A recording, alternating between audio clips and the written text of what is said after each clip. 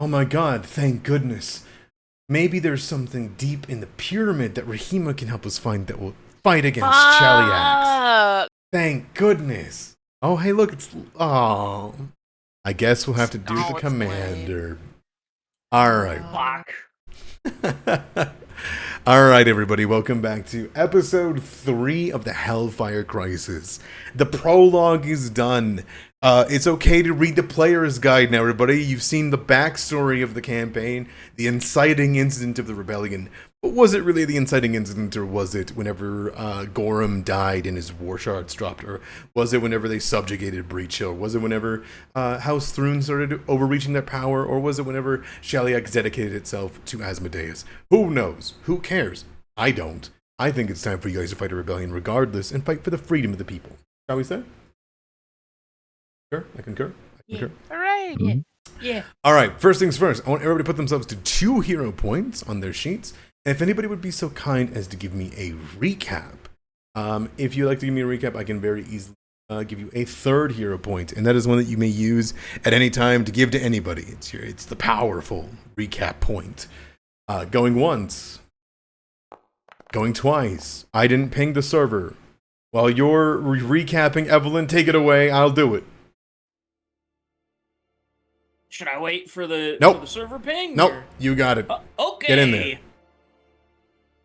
So, where we last left off, we had just finished up our combat with the bandits at the Reliant Book Company. There was a note on the leader, speaking of the fires of war coming soon. We decided that our next spot to head to was Caden's Keg, and as we approached it, there were signs of battle. A battering ram lying discarded near the door. The doors themselves bolted, some barricades, and we heard drinking and music from inside. Fearing that it was Hellknights, we snuck up, and that is when the owners of Caden Keg popped up and shot at us, seemingly having actually defended the bar from the Hellknights and holing up in there to drink. As we attempted to leave, we were stopped by a goblin, a scholar named Warble Bumblebrasher, who asked that we head to the Pickled Ear, that Roxy, the owner of the Pickled Ear, was in danger and that she was going to be burnt at the stake along with the Pickled Ear being burnt down. When we arrive, we find it mid-burning, and we enter into a tough, precarious situation attempting to stop a ritual involving a corpse and black fire. The flames of Cania, sentient flames hungry to snuff out all life. We manage it, though, Velnasha managing to free the corpse from its torment as we burst Roxy out, Warble taking Roxy to the dream house, and when we split off to the wagon house, we see that it has already been set on fire. We managed to save 2 of the 3 wagons, and Pravada finds an unconscious man in one of the wagons. When he is woken up by Pravada, he tells Lanes that the Hellknights are summoning. He just frantically tells us about a dragon attacking the town, and we're like, the dragon already was here a month ago, and he says, no, again. It is happening again, and that is when we collectively realize, oh, the town is very empty of Hellknights, and they were told to leave to the Citadel and await the fires of war. Rushing off, after some debate about the best course of action, we rush off to the dream house, and pick up,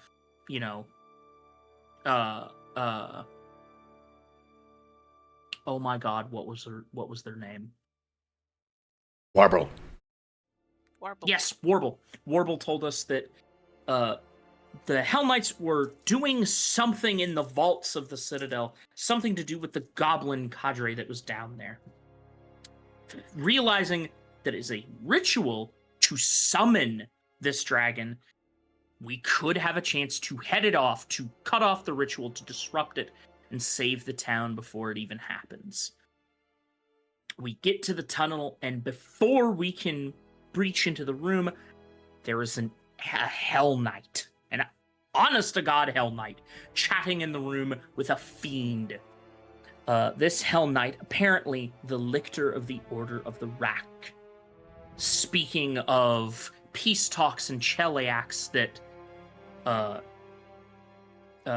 should be destroyed. A devil has been sent to bring, an emissary, an ally to the south, the dead rising via an oracle. Many, many things. But as they leave, we manage to sneak into the room and begin disrupting the ritual. Goblins strewn up almost like batteries for batteries for this ritual. As we begin disrupting the ritual any way we can, disrupting the drawn salt, killing the goblins, unfortunately. It manages to disrupt the ritual, and we stop them from summoning, but not before a few weak devils pop out of the portal. Some orts, as they are known. But they're the weakest of Hell's forces, and we managed to destroy them, sprint out of the tunnel, and we have managed to stop, at least for the moment, Breachill from being incinerated. And that is where we left off. As you should have, right? Right? Come on. Surely. We did it. You guys could turn. You guys could just pledge yourselves to House Thrune, Turn to her majesty. They killed my friend, man. Uh-huh. They killed my friend. Grudges. Grudges. Bias. It's petty. Take your 30 hero point, by the way, as we come back in. Yeah. You hear the words of a voice surrounding you. You hear the violence of Isger began with Andoran spies and eagle knights, disrupting the lives of Isger's people for their own pride. You hear a shudder of laughter over a great hall. After all, where was Andoran? In rebuilding after the Goblin Blood Wars? Their honeyed words are not a contract, and once their pride is satisfied, they'll leave once again. Not on our watch. You guys would hear a dagger fly across the room, stick into a post which is holding up, and you see this dedicated interview words from Lord Gulv of House Teneveg. As you see Ethryn throw the knife, it lands and it sticks beside you all. The remainder of Caden's Keg laughing and letting out shouts of dismay at this declaration surrounding you. As you look about, this place is much like Breachill, recovering. You see, Caden's Keg wasn't warned of the battle to come. And so, when the siege weapons rained down, they targeted the first place that was defiant to the Hellknights. There is a small memorial, a large one that's on the one side of Caden's Keg, where of course, the guard that was defending the area was killed immediately upon the first weapons striking Caden's Keg. And half of the building has been completely leveled, but most of it is being propped up over the course of the 2 months as a shelter. But for tonight, a week after the Hell Knight Hill battle has ended, Caden's Keg has become a place of celebration, memorial, and of drink. You guys can see Ethryn Howell reading this is incredibly difficult to miss in their distinctive blue, black, and golden breastplate. They are decorated with a single golden eagle epaulet, which you would notice is they have been fully, during the battle, promoted for their service to an Eagle Knight. The squire of the general, emblazoned with talons. Several townspeople are crowded on the table, thanking them for their service and commiserating because they do not have their left arm anymore, much to the chagrin of their massive greatsword, which is on the table in front of them by their drink and stew of root vegetables. As the hearty venison is being eaten by a plethora of people, the smell is intoxicating throughout the entirety of what remains of this tavern. And Ethryn looks flattered as people buy them drinks after they get done the announcement, and looks a bit slightly embarrassed by the attention as they say to their admirers, fellows, I appreciate the chat and the drinks, but I must attend to business. And the small crowd disperses with a final cheer to the words of these dissenters, and it leaves plenty of space at that soldier's table. Ethryn smiles, looking a bit relieved, and turns and looks for the table of which you all would be sitting with. And they begin to walk over and just kind of spout under their breath, everyone's in high spirits, as they have a right to be. You all need a drink. And as we come to the table here and see everybody, I would like to know how everyone's physical states are, in case you guys participated in the battle. I think we can start with Evelyn, because I know Evelyn has a bit of a different look at the moment, and while Ethryn lost an arm during the battle, how is Evelyn looking on the first night of celebration? I think Ethryn walks up and is, asking us questions, and she says, well, you're not the only one that lost anything. Ethryn, if you remember, you saved me. And she kind of reveals to the rest of the group, she lifts the hair and reveals that she has actually lost that eye that was covered by her hair. As she says, it was quite a tough battle, and I see why, people would flock to you. United. Ethryn smiles and would just say, saving a black jacket was the smallest thing that I can think of to celebrate in all of this. I value you deeply, but I didn't think you'd win the battle. I think they're more commiserating because we took down a Hell Knight. And there's like this, there's this moment where they reveal under the breastplate, right? And you would see, for those that haven't seen the wounds, a lashing of spiked chain, and they have the stump where they had to be amputated. I imagine by Velnasha, if that's okay for me to say.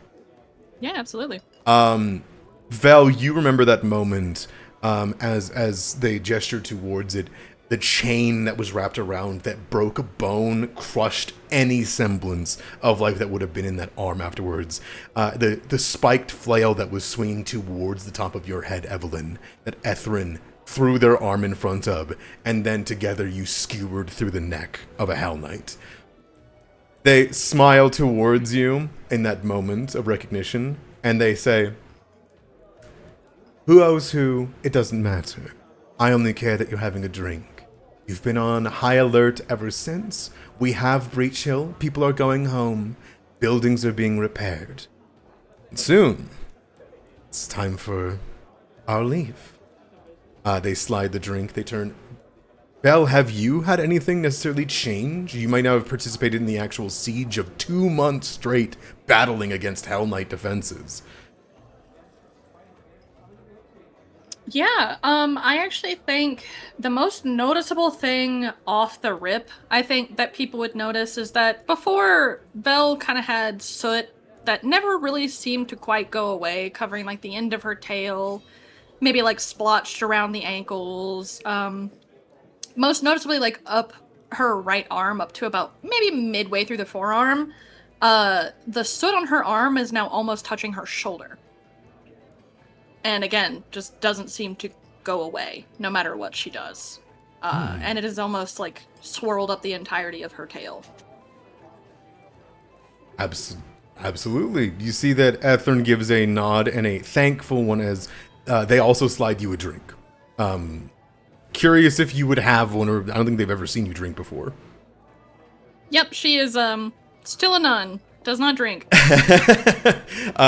Etherin would nod and then look right towards Lane and begin to slide it. Lane, do you look any different? Your armor? Is there any like denotation of, or were you doing commander stuff in like tents and like moving the battlefield in the shadows? Yeah, Lane has not been like in the battle, I would say, but has been like doing a lot of logistical stuff, doing a lot of tactical things. Lane, as we've seen, is not a frontliner, so they've been busy trying to direct the battle. So no real noticeable changes. Do you take the drink? Yes. Excellent. Etherin gives you a nod and a smile, and then would turn towards the two others, the people who I imagine, Bram and Pravada, you both likely were not in Breachill for a lot of the months. Is that fair of me to say, or the 2 months? Yeah. What about you? At least for Pravada? me, yeah. Were you in and out, or? I think Bravada's been very busy, back and forth, seeing to his acreage, bringing food, making sure people there are okay, utilizing it as a sanctuary for anybody that needs to recover, but also in town, in the besieged area outside of town, using his fleet-footedness to help rescue and save those that need immediate medical attention. I think he's been very busy trying to assist, maybe not direct contact, but has been just giving a lot to this blighted community. Absolutely. It isn't lost on you that the root vegetables that are being given on this celebration here are many of them come from your farm, your till. And a lot of people are all giving nods of thanks. Those that know, especially, rather than the soldiers who have been fighting and fighting and fighting. And Bram, you have seen many creatures. It has been difficult to hunt around the Citadel of the Mountains, and so descending further beyond Breachill, beyond the battle, and coming back with large swaths of it with other hunters has been the easiest method of doing this. Especially because a lot of the dead, there was a time where there was a Hell Knight who summoned a dozen imps and sicked them onto the wildlife, and many of them died of imp stings, venom, and it poisoned the meat. And they attempted for a time to starve the soldiers by doing this. Extremely cruel thing to do, especially to the animals. And but thanks to you and your aid in doing hunting and whatnot, we've been able to provide venison for tonight in this great celebration, as well as during the battles.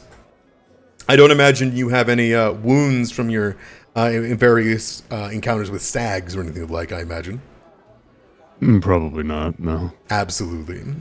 You would see Etherin kind of nods and would, in this moment, like handing drinks down. This is in the same exact second of which Etherin was talking about taking down the Hell Knight. And you hear, as though it was sensed or even listened for, there is a crowd that completely just hushes, and the fiddler stops mid-tune as you guys hear the clear tones of a bing, bing, bing, bing, bing, bing, bing, bing, bing, bing, bing, as somebody rattles a cowbell of some kind in the middle of it. And you would see, though the tavern did not survive and many people were killed, Bryn, the owner of the tavern, leans over and begins to smile as they point at Etherin. Come now, friends! In the name of all things fun and good, as our beloved Caden Galen would have it, it's time for tonight's contest! That's right, Etherin. I told you, no war stories. Etherin blushes and looks around and kind of looks towards you guys for help and looks to you, Evelyn, like, God damn it, you baited me. As the crowd begins to cheer and erupt as locals excitedly whisper, wondering what the theme of tonight's storytelling is going to be. Bryn raises a frothy glass and says, in honor of those who drove the scum out of our town, the theme of the evening is past battles. Tell us your stories, brave warriors and wily hunters. She looks towards Pravada and Bram. Let's see who tells them best, huh? As Ethrin kind of sits there and sees, they look towards you guys for a moment to see if any of you guys are going to be first, but they will seemingly take the brunt because they were the one who accidentally began to tell a story about fighting a Hell Knight on accident. They sigh. Yeah.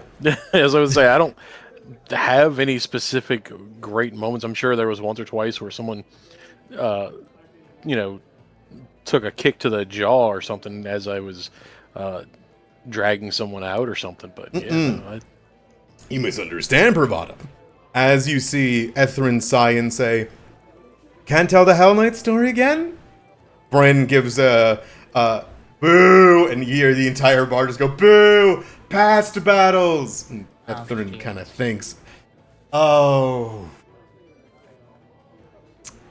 Ethrin kind of takes a moment and then taps the bottom of the tankard once, twice, thrice, and then looks around and says, all right, just don't stop playing. It was, second mercantile road? I think it was my second journey through the Five King Mountain. When we were coming upon a carriage that looked all but bereft of farmers and passerbys. Evelyn, you weren't even, I don't believe there, it was just me and the old man. And you hear a bunch of people begin to let a cheer for the old man. People begin to hold up tankards.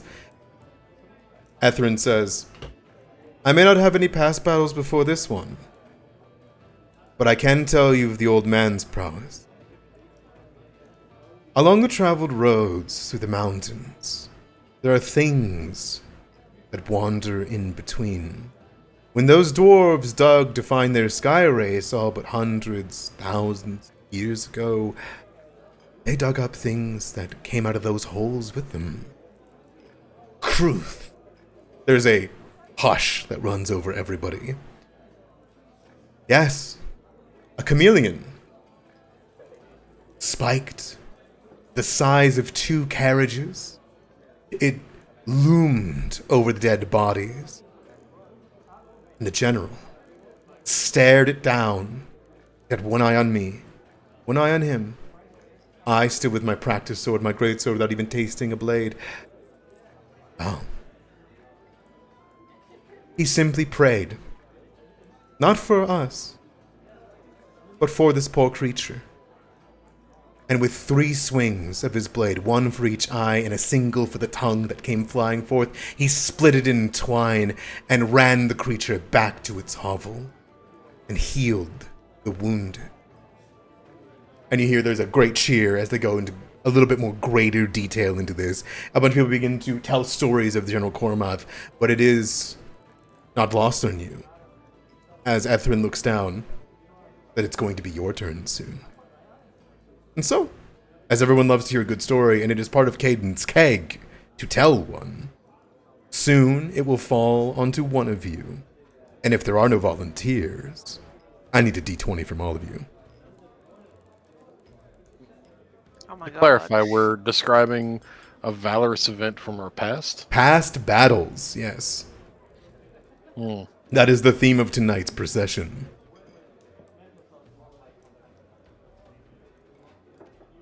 Okay. Sounds like there's volunteers. Give me a d20, everybody. Have you meant to talk there, Evelyn? It cut you off. No, I'm like mumbling to myself about what do I... Everyone slowly turns to the commander, the Regathiel Knight. As the time finally turns around, surely a commander has seen many battles in time. And to be clear, above table, you can simply describe an event. You can abstain, though you will be jeered because it's Caden Kalen bar. They're going to be upset. But you're well and good allowed to roll me a skill check. A lower skill may work here, but performance, deception, or intimidation all work here if you want to impress the audience. You can just give me a small amount if you want to, Lane. You also can go into full detail like Ethrin did. It's entirely up to you. Okay. Well, I think in a very rare display of impulsivity, Lane will, after feeling everyone's eyes turn to them, they'll sigh, they'll lift up the visor and scull the rest of the drink. And I would like to roll a warfare, as Lane describes. This isn't necessarily a valorous battle, but more a display of wits, as Lane describes the time that they led 2 Hellknights that were being sent to their house astray, instead of fighting them in combat, and they left before reaching her house, or their house. Confuse them as they do not know where they're going over and over again until they left. Excellent. Yeah, give me a warfare lore. And yeah, there's nothing, you don't need to be valorous. This is just past battles. There's not much valorant about fighting a giant chameleon Kruth. So. Damn. 12. I'm tempted to use the hero point here, but. Up to you. There is no such thing as a success here. So, I won't, you can say you'd like to use it for a success, but it will just get you to 15. Like, which is the bare minimum of like a quote unquote okay roll for your level. But by all means, if you want to leave it there, that's more than happy. I think it makes sense, because it's not like Lane is like a storyteller. Like, they probably were quite dry, but maybe it was still interesting to people. Absolutely. You lift up your visor too, right? Mm-hmm. Well, the best thing is that you're rolling a lore skill, and lore skills have a lower DC, so this is above a 15 if it was a normal skill check. So you're good. That being said, though, what does everyone see as you lift your visor and drink and look around the tavern that's half built? Lane only lifts the visor up to, so that people would get only enough of a look to see at their, like, lips and nose, like that area. Mm-hmm. But what they do see is, sort of, yellow-green skin, very heavily scarred, a slightly, like, crooked nose, clearly from being broken many times before. This is clearly someone who has seen battle. Mm-hmm. And there's also, like, the presence of smile lines so they're older than, early 20s, like most adventurers.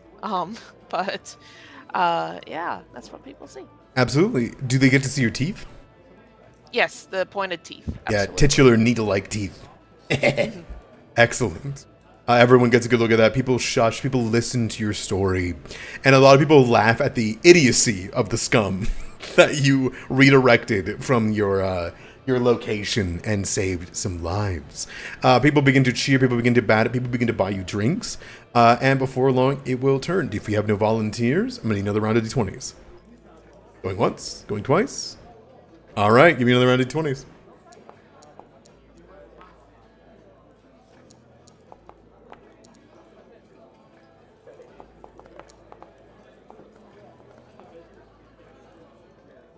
The hush falls on the companion of Lane, often seen walking side by side, and there's a curiosity in the air as people begin to look towards Vel'Nash, as though, since Lane spoke, Vel might have a story, right?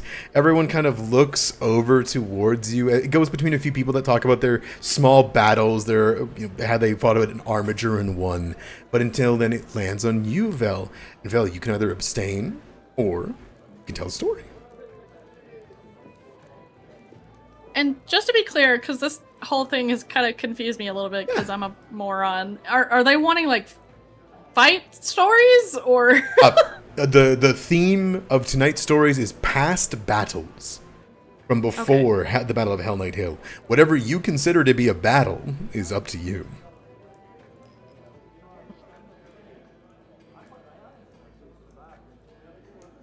All right, I'm gonna just make some shit up. Absolutely, yeah. Drop something. That's the game. Imagine? What? No way. No, I didn't mean to bring this on you like This that. isn't real? What do you mean? What do you mean we make this shit up? My hands. No, These characters are not real. This is Okay. not feel so good. Shut up. I'm so sorry. Is there any way it could come back around to me? Because I had an idea in my mind for something completely different because I misunderstood. I'm so sorry. No, you're totally fine. I'll go. Pravada, you can have this moment where it sits there, and then Pravada, your eyes kind of light up, and you realize, just a moment, and you stand up instead, and your dominating fucking force and glowing eyes, people hush. I once did battle with the greatest mind, the greatest will the lands have seen. Black-furred, curled horns, squinted eyes that glowered before everything he saw. It took many days. We harried each other through the woods near my farm. I was led on swift chases down blackened ravines in the shade of trees, long growing, extending the branches, obscuring any chance of peace. One day, I cornered my foe amongst a stand of stumps and rocks, and met him on the field, as only one can. As we charged one another, we met brow to brow, a thunderous crack. And at the end, having done this 4, 5, 6, 7, 8, 9 times over, on the 10th pass, he fell. I brought him back, set him amongst a manger with fresh hay, a bucket of water, and we hashed out our differences. Any of you who have been to my farm have seen the 3-horned black goat. Thorny Hank. Not Thorny Hank. Bram, you know Thorny He Hank. is by far the most stubborn living creature in this land. He has sired many goat. Some of you have taken the kids home to raise amongst your own families. For meat and milk. For hide, for horn. He raises his cup of water to Thorny Hank. To Thorny Hank! You hear a whole bunch of people shouting out. You can absolutely give me a roll of anything that you'd like. Intimidation, anything that you'd like. I think it's a little too on the nose. It's a contest. There's a prize. No. Yeah. I think it's a little too on the nose to do anything except farming lore. Okay, sure. All right. You're welcome to reroll this. Hey, we're spending a lot of time at the contest. It's important. Oh. I'm alright. All right. You hear everybody begin to shout. People are talking stories of Hellknights and all that. And you saw like a lot of people that were locked in on the story. And then like a lot of the farmers all begin to nod. The hunters of Aristil, you hear one go, "Give old Deadeye a show on Thorny Hank," from somebody that shouts out. But a lot of like the soldiers here realize it's a goat a little bit in. And they check out. But whereas I don't know others if who anyone's know ever better. Yeah. I don't know if anyone's ever had to deal with a bow or goat before. They are the most stubborn creatures on this planet. You can definitely tell that those that know give huge shouts and hollers to you, raise their drinks. People that have had the goat's milk that comes from exactly. Yeah. And they all give nods. It is a very good story. It is also a niche story here that is told. Is perfect. All right. Wanted a goat? Good lord. Ethryn looks down 10 times. It's fucking scary. Kind of like Ethryn like checks the top of your head as you sit down. See if there's like dents. See if there's like cracks anywhere. No scars. I think his gift allows a degree of healing that, He has plenty of scars, mind you. Mm-hmm. But yeah, there doesn't appear to be any from goat headbutting. Absolutely. All right. In that case, you hear people begin to tell stories. Other people actually realize and take that inspiration, begin to tell stories of their own hunts on other things. You hear some other Aristotle followers, some farmers talking about their greatest hunts before it will loop around back to your table again. If anybody wants to volunteer and go once, go twice. Yeah, I got it. I got one now. Vel, everyone turns towards you. Do you stand up? I think she would. As soon as she realizes people are just like eyes emoji at her, she's got like her cup of water and she just like, she looks at it, she looks up, people are still looking. She looks at it, she looks up, people are still looking. All right. And she will stand. How tall are you? She's pretty fucking tall. Yeah. I want to say like, I have her height down as 6 feet exactly, but I want to say she's taller than Lane. I thought we established. Yeah, Oh, Lane yes. is 5'8", so Yeah. So I'd say somewhere around like 6 foot, 6'2", some, I don't know. Everyone looks up and you just keep rising and rising and rising. And on top of that, you have your clothing on and you're a tall figure in the entire tavern. And everyone hushes to pay attention to this. She still has like her cup of water in both hands, just kind of like a reserved posture, like, man, I really don't want to be doing this, but she takes a breath and, demons. Before I was in service to the church, as a young woman without much direction, I was in service to a noble lady. She dabbled in dark magics beyond my understanding. One night, I heard what I thought was screaming, and in a way I suppose it was. But rather it was the war cry of a small horde of lesser demons, and it was the very first time I'd even raised a blade. She glances to the sword, still on her back, which, don't ask me how she was sitting comfortably with that fucking thing strapped to her, I have no idea. The lady had been careless with a ritual, and I had to fight my way to the summoning circle and disrupt it. It took me about 9 hours. She kind of like chuckles to herself. A trial by fire, indeed. And you could tell that's her attempt at a shitty joke. There's like a pause before there's a chuckle from like Ethren who goes, ha ha, and then you hear, ha ha ha. It scatters up.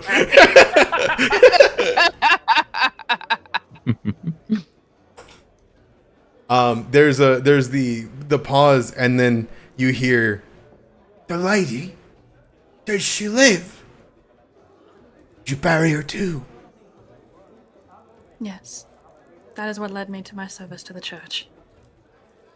It's how I made my living as a pyre tender, as you can see. And she holds up her sooty arm. People begin to like kind of cast a bit of awe across all of them, and you're welcome to roll me whatever you like if you want to see how much that sticks. Same. I'm gonna try this one. Yeah. Well, would you look at that? Hearing these strange words, this strange plays, you captivate people, and it's not like people are confounded by this. You know, a fighter of demons, they have words, and people don't like know if they should weep or if they should be in delight. Instead, they're in mysterious awe of this like situation here, and it leaves its mark, and people begin to think about it. It takes a while before you hear from the cowbell again, and just all right, there's still more people that have stories. That's all. Not let the Bryn like leans forward. What are you? A gargoyle, milady. Again, everyone just like begins everyone begins to talk and go no, enough. Let the gargoyle have the story, all right? Go on then. And you see people begin to circle around. That leaves just, I believe, Evelyn and Bram. Do either of you want to take it as it comes around, or would you guys like to roll off one more time? I'm down to roll off, if anything. Yeah, I'm down to roll off. Yeah, go for it. Ooh. Yeah. All right, Evelyn. It lands on you. Ethrin gives you a bit of a smirk, seeing that you have to do it. And Ethrin will sit down, Okay. slide their greatsword on their belly.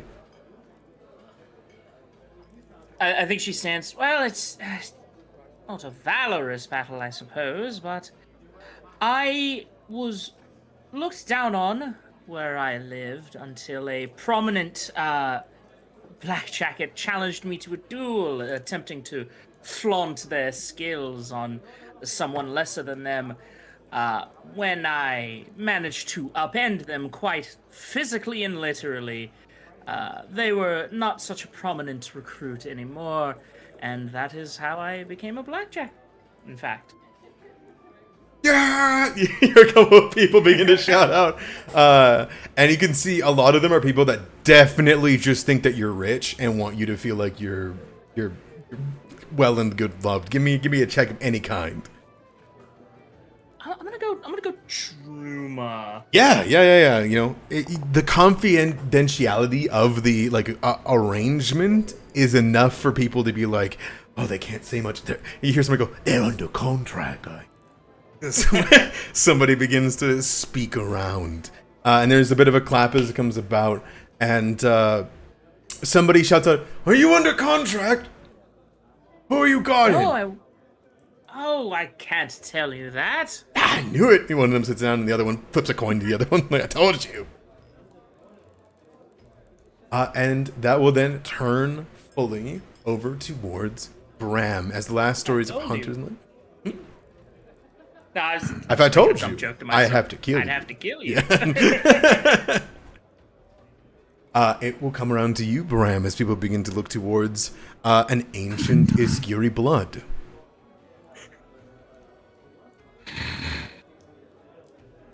Bram just kind of like looks around, not really knowing what he wants to say, in a sense.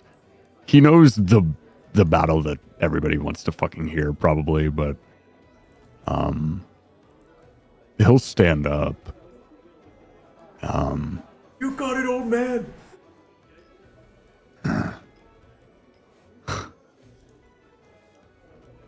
Well, I'm sure there's a lot of talks of Hellknights.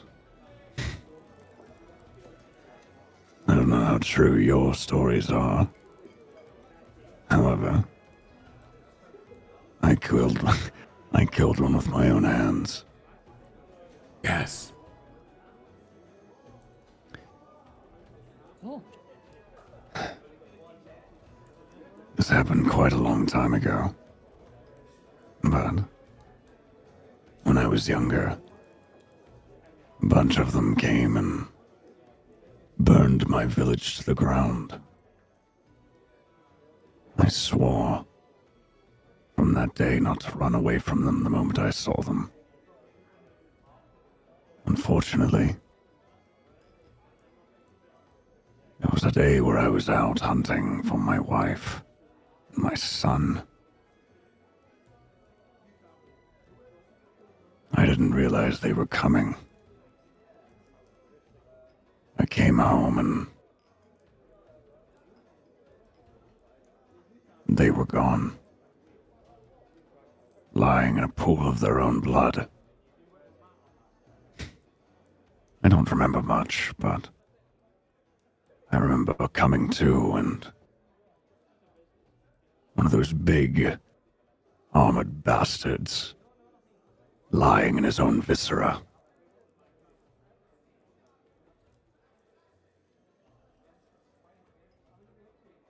And he will sit back down. That's it. You can give me whatever you want. Intimidation will probably apply very well here. Sure. There's a bing, bing, bing, bing, bing, as there is dead silent after that story. And then you hear the bing, bing, bing, and everyone kind of pays back towards attention. Go ahead and give me whatever roll you want. Do intimidation. It's just enough to have this this bite to it, this reminder of the Hellknights that they can take from you. Even if you're strong enough, they can take from you when you're not looking. But it also tells you, these people, and as they've seen during this battle over 2 months of sieging, that they can't. They can't take everything, and they can't take it without losing a lot of blood. Someone drunk and brave from it shouts out towards you. Sir, are you a Lycan?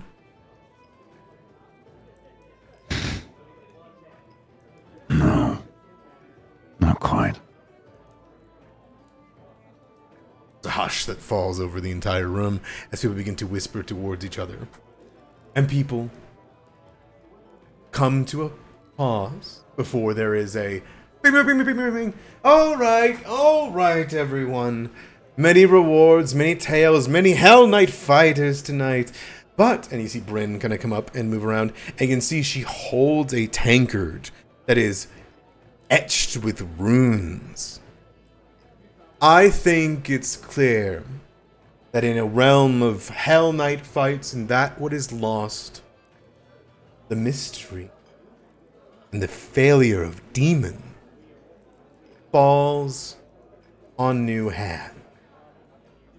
There is a turn, and you see Bryn puts the keg, the small amount of this tankard, with a lid on it in front of you, Bell. For when your bravery fails, Caden's brew will help you. Thank you everyone for your stories. And take care. Breachill is ours. No need to let the scum have it any longer. You see, everyone begins to clap and cheer. Free round! As she begins to walk back towards the bar. People begin to enjoy the stew.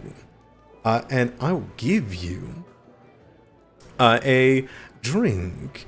That being said, though, not before a couple of rounds, a little bit of merriment is made. And Evelyn, as well as Bram, the both of you are slid from Bryn over the course of the night. Two things as she whispers to you both. Thank you for your stories. You're not from around here, either of you, but I appreciate you. Here, for your future hunts and fights. And she'll slide you both potions.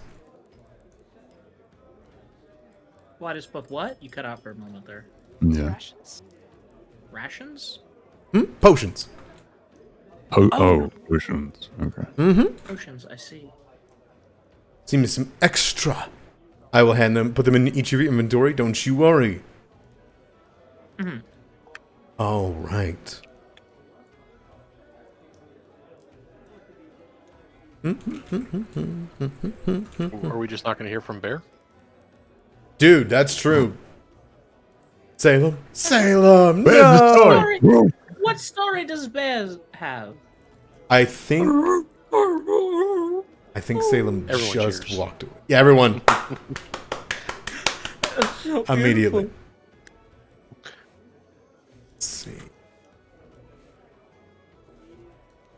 Bear really knows. Imagine how to he's still speak got to like the the soul. leg of a Hell Knight in his mouth, just.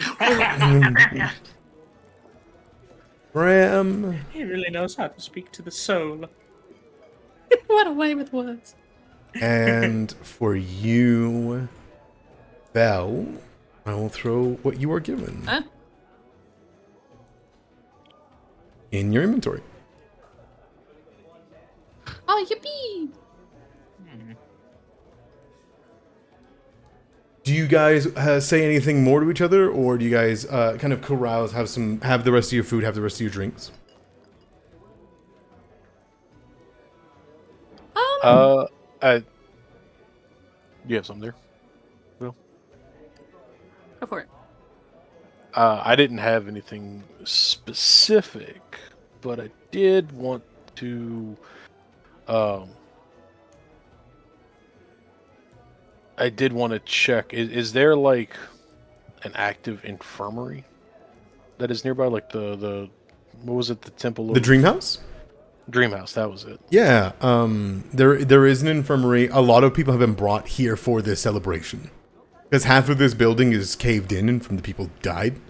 And so there's a lot of people that are also on the street having drinks and tables put out for them. This is like the celebration, if that makes sense. Gotcha. Right. After a socially appropriate amount of time, Bravada, I think, would split off and go back to providing aid. Before you go to split off, Ethrin sees you stand up, and Ethrin says, Pravada. Turn to face them. I'm also running a bit tired here. I think we all are. Festivities aren't exactly what I'm looking for. Before you go and before we split, tomorrow's when we head to Sarengallo, yes?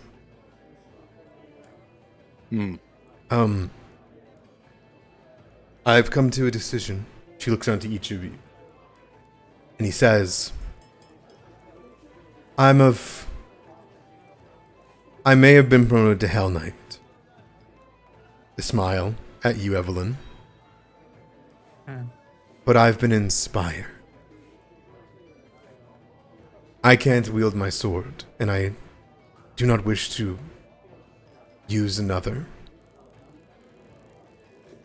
If you'll have me, I think I'd like to join your, agency.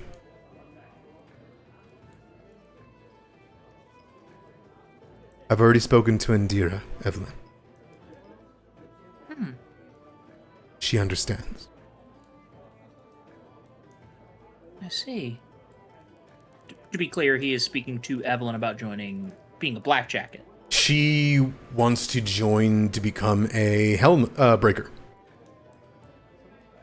Oh, interesting.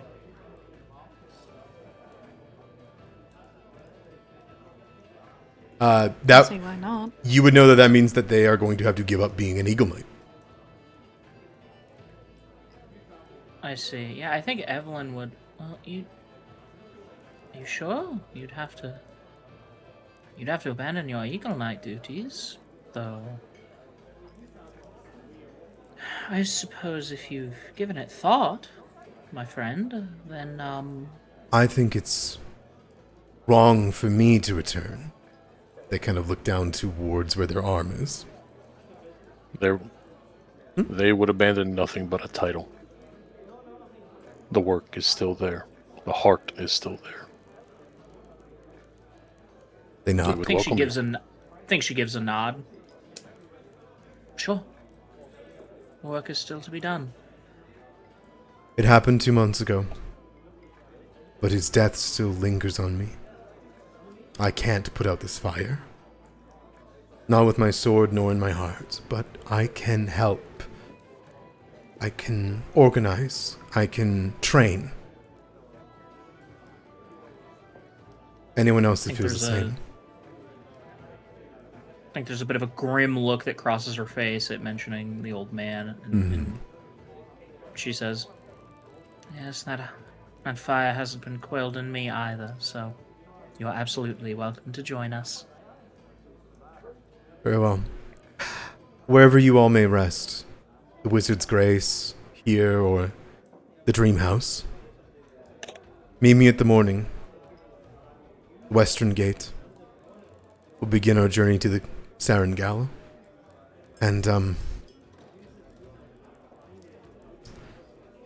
they just nod. They look down towards their symbol of the Great Eagle of Andoran.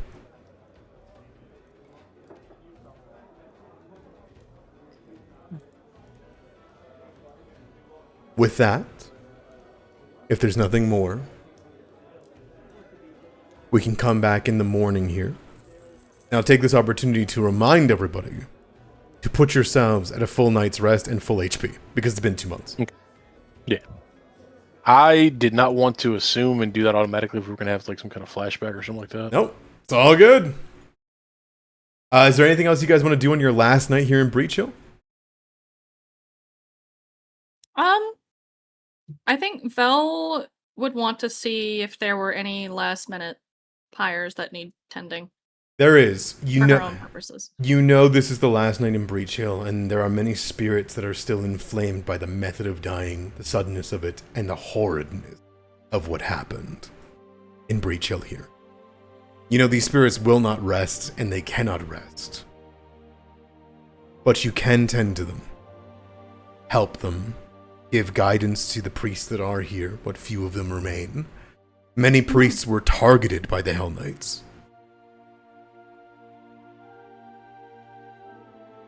Evelyn? Yeah, I think Oh, Sorry. no, you go ahead. I was just gonna say I didn't know if you were waiting on me or not to fill in, but she would definitely see to it that they get proper rights for proper gods, whoever they might follow. Absolutely. Turning to you, Evelyn, you can go with Ethrin if you want. Make the last preparations. Andira smiles. Or no, I think Andira would have long since left by now, right? Yeah, I think that was what we established. Yes. Whenever the siege began to open the trade lines and it was safe, Andira had left Andoran. And you know that you were meaning to say goodbye to Ethrin here. But this friendly face will be sticking with you as they seemingly take off all of their knight's armor and begin to place it within a chest to be locked.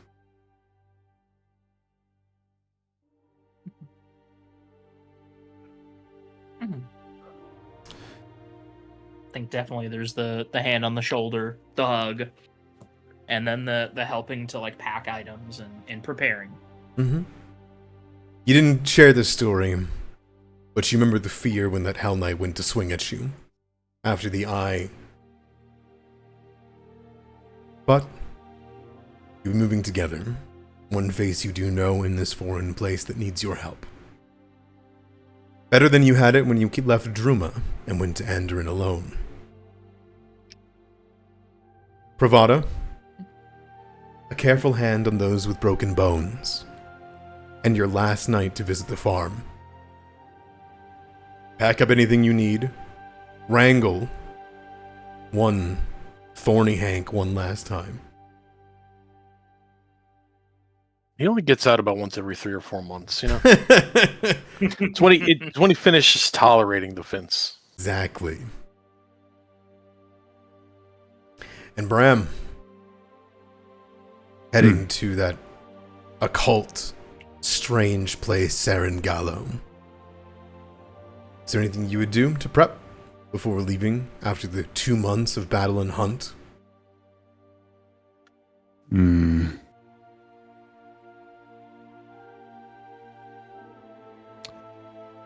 Honestly, he'd probably just sit back and try and sharpen his teeth a little bit. Absolutely. There's some good venison to bite through, and you can spend some time sharpening your teeth. Simple enough. And Lane,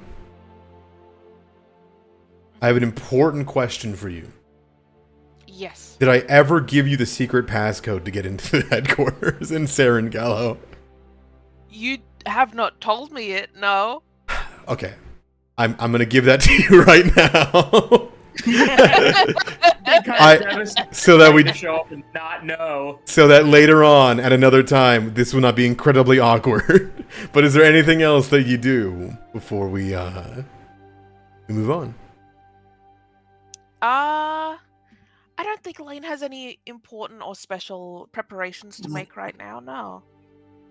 Aside from learning the passcode, I guess. I got you. I'll send it to you in a DM. Thank you. Thank you.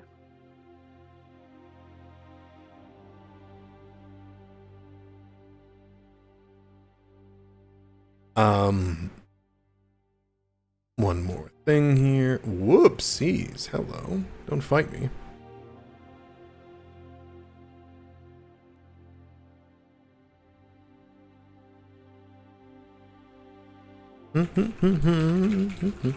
Done deal. All right. With that, in the morning, with a smiley face, a night full of food, drink, water, and stories, is it time to set out to Serengallo? Yes. Okay. Yeah. Unfortunately, your morning pleasantries and the final goodbye to Breachill is interrupted one last time as you all reconvene at the gate, ready for the road ahead, and can see all along the streets, posted on the gatehouse to leave Breachill by official servants of the steward and those of legal government of the council here in Breachill, whether begrudgingly or not, are putting up bounties. You see the symbol of a rose, a broken crown, and you would read that there is a sizable bounty placed by the Isgeri government for any dissenters and revolutionaries. An incredibly, frustratingly vague answer. And I think as each of you begin to look at these posters, I would like anyone who wants to give me a society, if possible. Or any check that you think would fit here, either way. Oh, I'm so sorry. No, that works fine. Click the button Nope, if you want. Lane, Okay. that's fine. What is this check for again? Looking at the bounties. Here. I don't know nothing about nothing. I'm a dumb fuck. Yeah, I got I a was fat. trying to think if there was anything else to do with them. Just I got I ain't that character. I got okay. a fat 0-0 in society, but I'll take a look. I'm a dumb fucking chud. My society's not even terrible. I think everybody but Bram picks up on exactly why it is this vague. And you see Ethrin looking at it, you can see the people of Breachill looking at each other. There's a pall over the town. This eclipses the celebratory mood of the previous evening. People in the street are muttering to each other about how nearby towns might even treat Breachill after the Battle of Hellknight Hill. You see that there's a crowd at Monument Circle to protest the decree already beginning to gather. But I think the four of you realize the vagueness of this and this decree by the steward Hedvend VI is trying to squash any anti-Cheliaxian activities. This bounty is the perfect ideal to encourage private citizens to take matters into their own hands. Clearly, people will be using this to settle grudges with their neighbors, similar in fashion of what we'll do during witch hunts, while also getting coin out of it. This is so vague that this is an excuse for anyone who wants to be a patriot.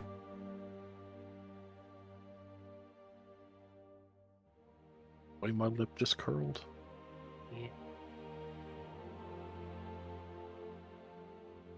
Ethrin looks down at it. The realization hits the four of you that read it.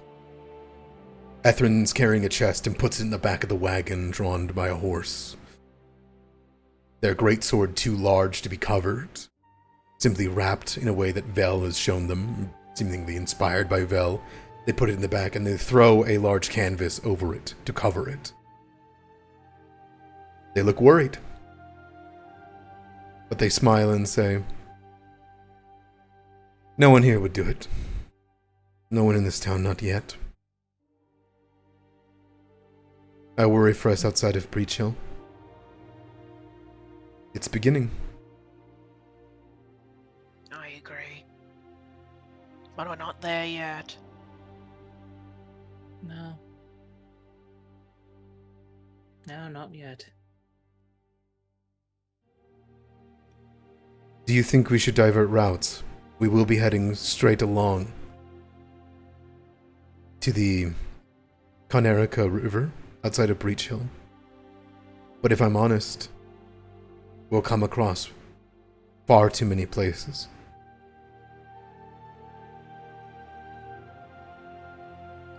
Lane, like, raps on the hilt of their sword for a moment and thinks, may be wise to divert. You can't be too careful in times like this. They nod. If we followed the river, we'd head too close to Eladir. That's where it'll be the worst.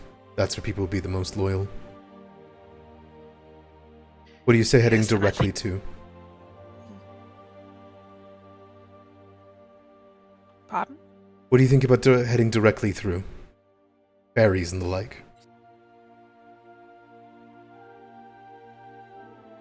Not a bad idea. Are they saying to go overland? Overland, yep.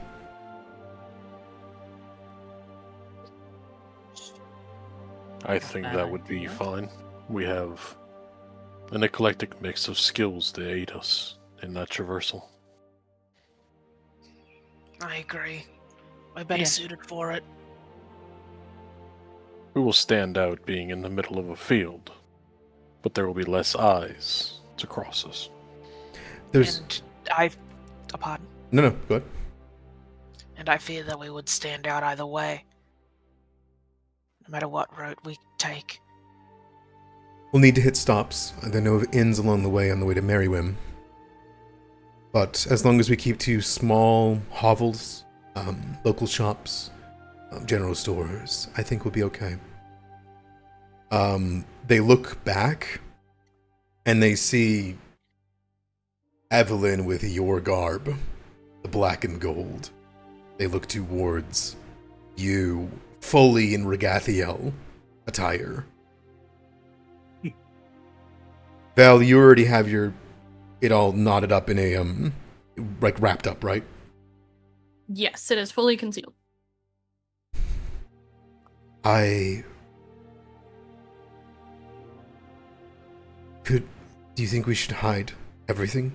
All allegiances? That isn't Cheliax? To be safe, I would agree. That's a good idea. They'll nod, and if you're willing to, Ethrin will help you put away your commander's banner, Lane. Mhm. Wrapping it up Yeah. and sealing it away, hiding it inside the wagon. Yeah, Lane will definitely acquiesce. Okay. Lane already thought that they were pushing it and probably would have taken it off on the road anyways. Do you keep your armor on?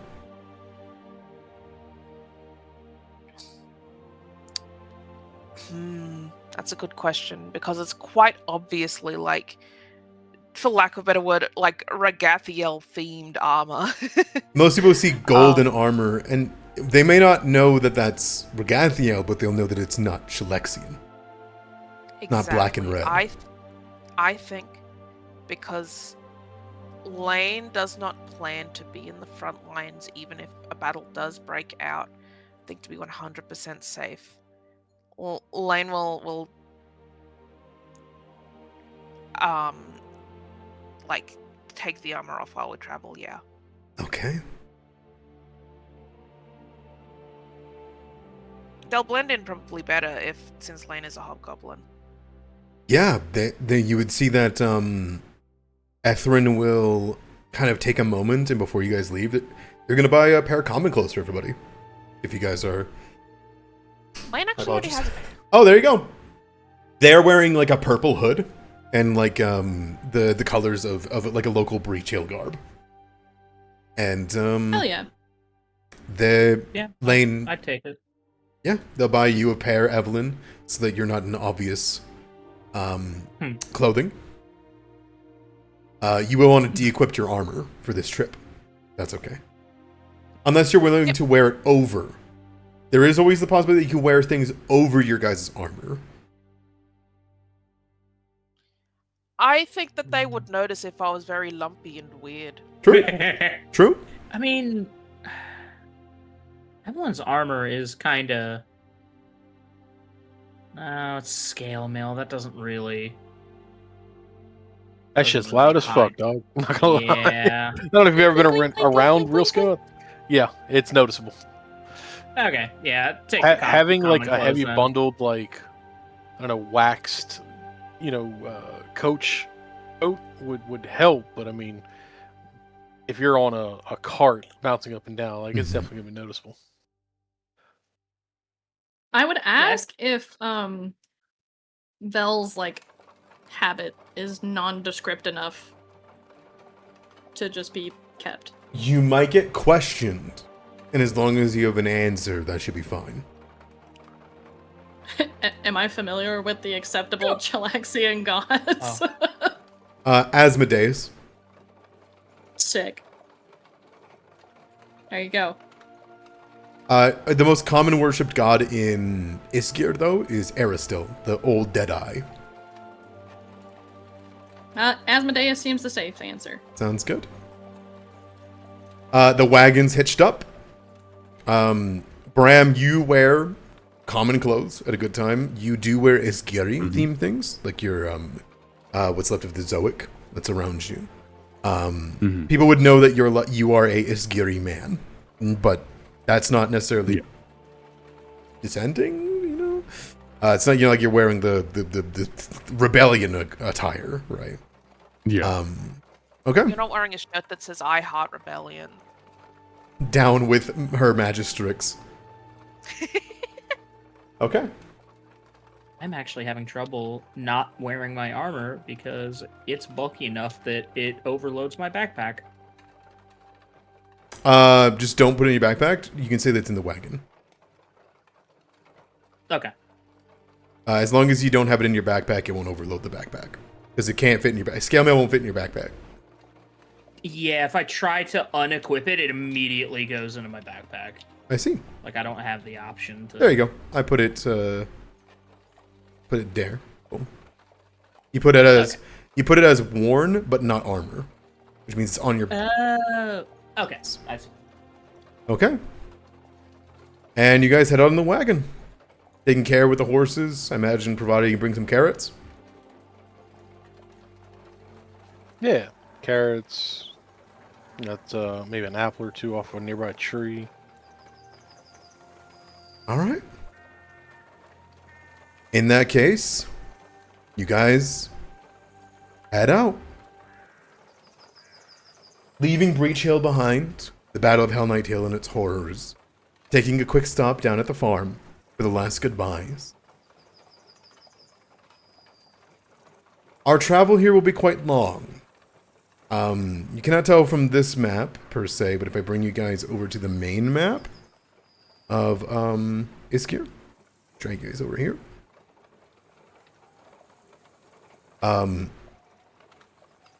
This is a 100-mile journey. Crossover we're allowed. gonna be in the wagon. You are going to be together for many days here in the wagon.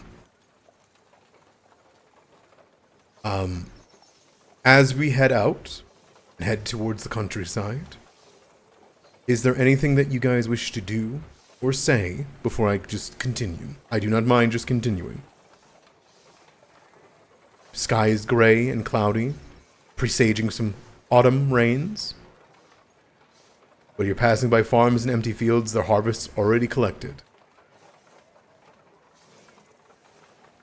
I don't think anything, unless something jumps out at us as outside the norm. Yeah. I'm sure there'd be, mild talk, but I don't think there's anything pertinent in character at the moment. Ethrin would have a question then. Ethrin leans back into the wagon and says, Vel, right? Yes. I am...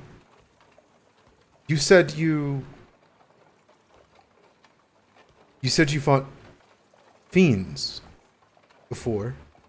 Is that sword silver? I don't actually know what my sword is made out of. That's above table. I think it's just a normal bastard sword, right? You don't know. You haven't gotten a good look at it. You haven't It's my sword. I think I would know. I just haven't asked the question. Let me check something. Yeah, I think you would know it is. It's made out of silver. I think Vel would give a slight nod, but she doesn't expand really. There's a kind of nod as in, I'm a lot more comfortable with it here. And Lane.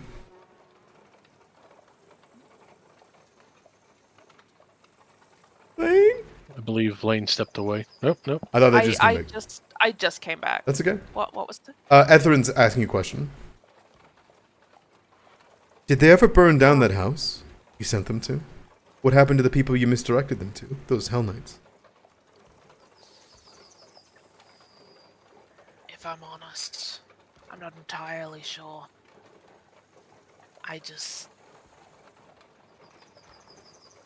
I knew that what would happen to the people that if I didn't do something, so I had to. But to the houses that I sent them to, I knew that they were loyalists, but I don't know if they burned their houses down in anger.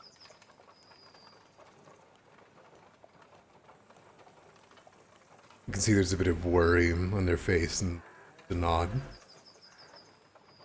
It's a good story either way. Yeah. I'm not a good storyteller. I don't have a lot of fun stories, unfortunately. Stories don't need to be fun to be good.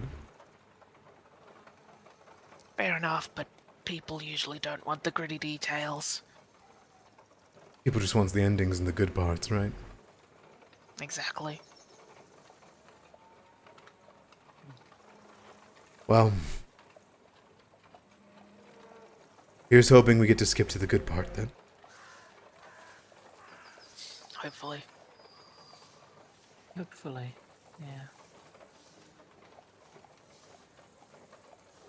The day passes. Bravada, you're thankful that the harvest has already come. Quiet, its first day. By the end of it, traveling the overland of this country. You make it to a roadside inn. There's not many people here. But there is Hedvend's decree, even in its rural spots. Nailed on a signboard outside. As you move in to go get some rest, pay some coin for a room, some security. A few patrons mutter about the country not being safe anymore. But they don't say from who.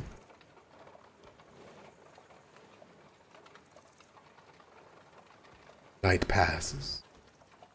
Morning comes. Days on days of staying away. Avoiding question. Time. After 2 days, it's not just on houses. It's on trees. Fence posts of farms.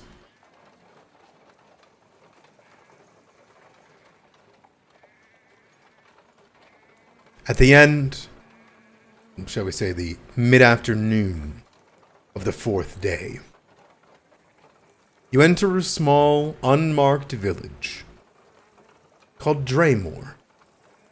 There's only a few squat buildings that line the single road. It's muddy from the recent rains. The villagers go about their daily business, only a glance or two at the wagon. Etherin draws the horse alongside the general store, the only one in this village. Climbs down to enter. Gotta restock. It'll only take a few minutes. Watch the wagon, would you? Well, They head in. A close knot Take Bear tied. with you. All right. And I imagine you've taught Bear, or you've taught Etherin a couple of Bear's commands. Yes. Excellent. Bear hops up, jumps down, happily gets to trot in to go get to see the new smells within this place. Etherin heads inside. You wait out here and you see this small village. It's quiet here. Someone begins to walk towards the store. They walk away towards a house, knock on a door. One person becomes 3.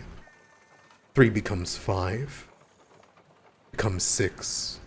Becomes 7. Each of them quickly throwing on some new garb. Hastily sewn patches depicting the flag of Cheliax. Light maces, crossbows, not drawn, but they've collected them since seeing Ethrun walk inside this place.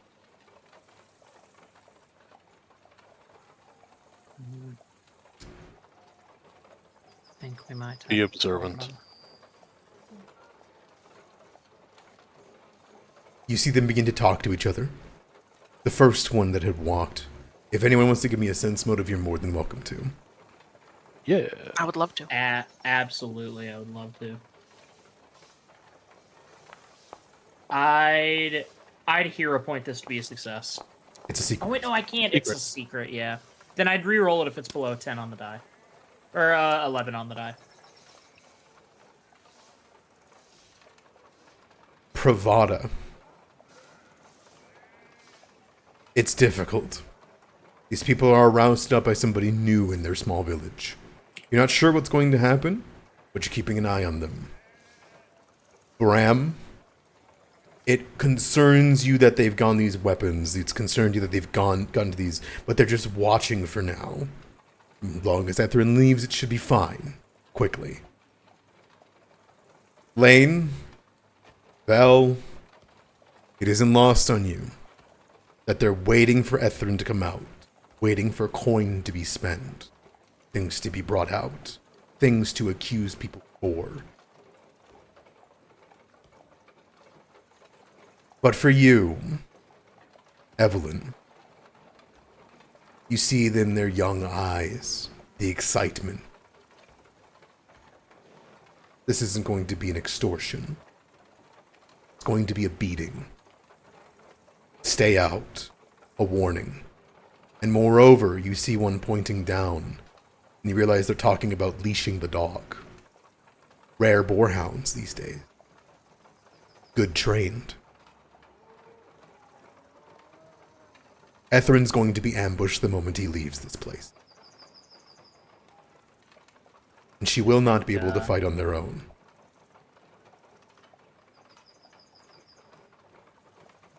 I think Evelyn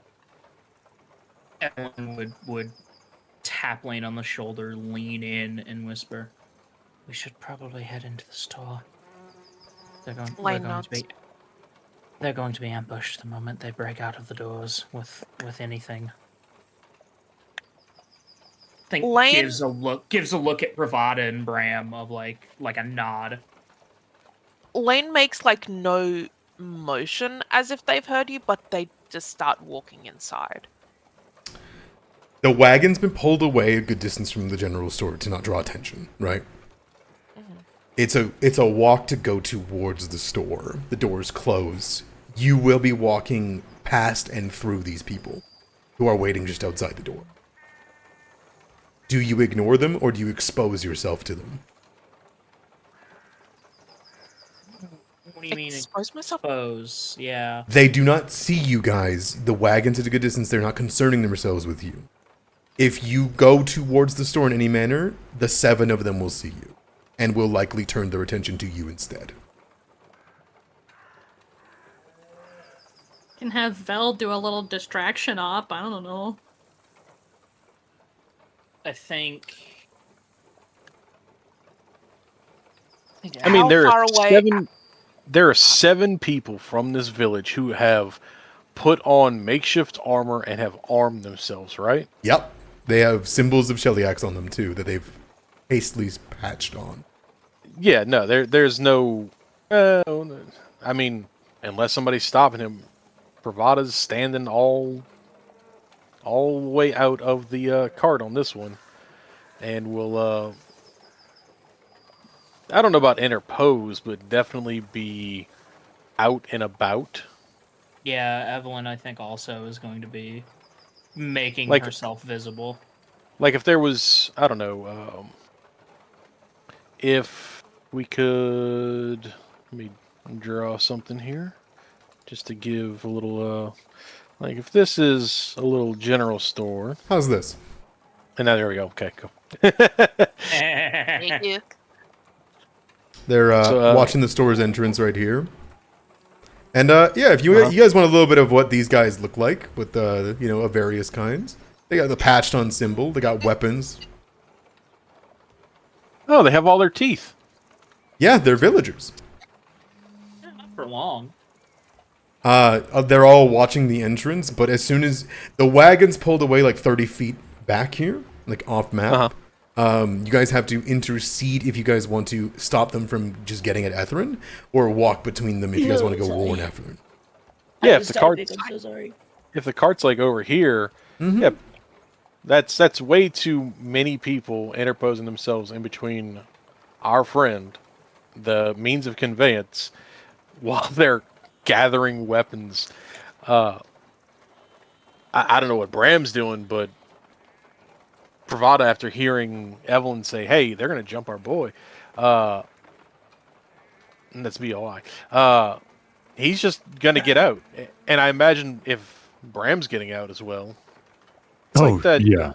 It's Yeah, like that Bram- moment Bram- in the Green Mile when John Coffey steps out of the truck and it just the whole deck of it raises up like another foot. One of them elbows their friend and then turns, and you hear, "Hi, where your wagon from, huh?"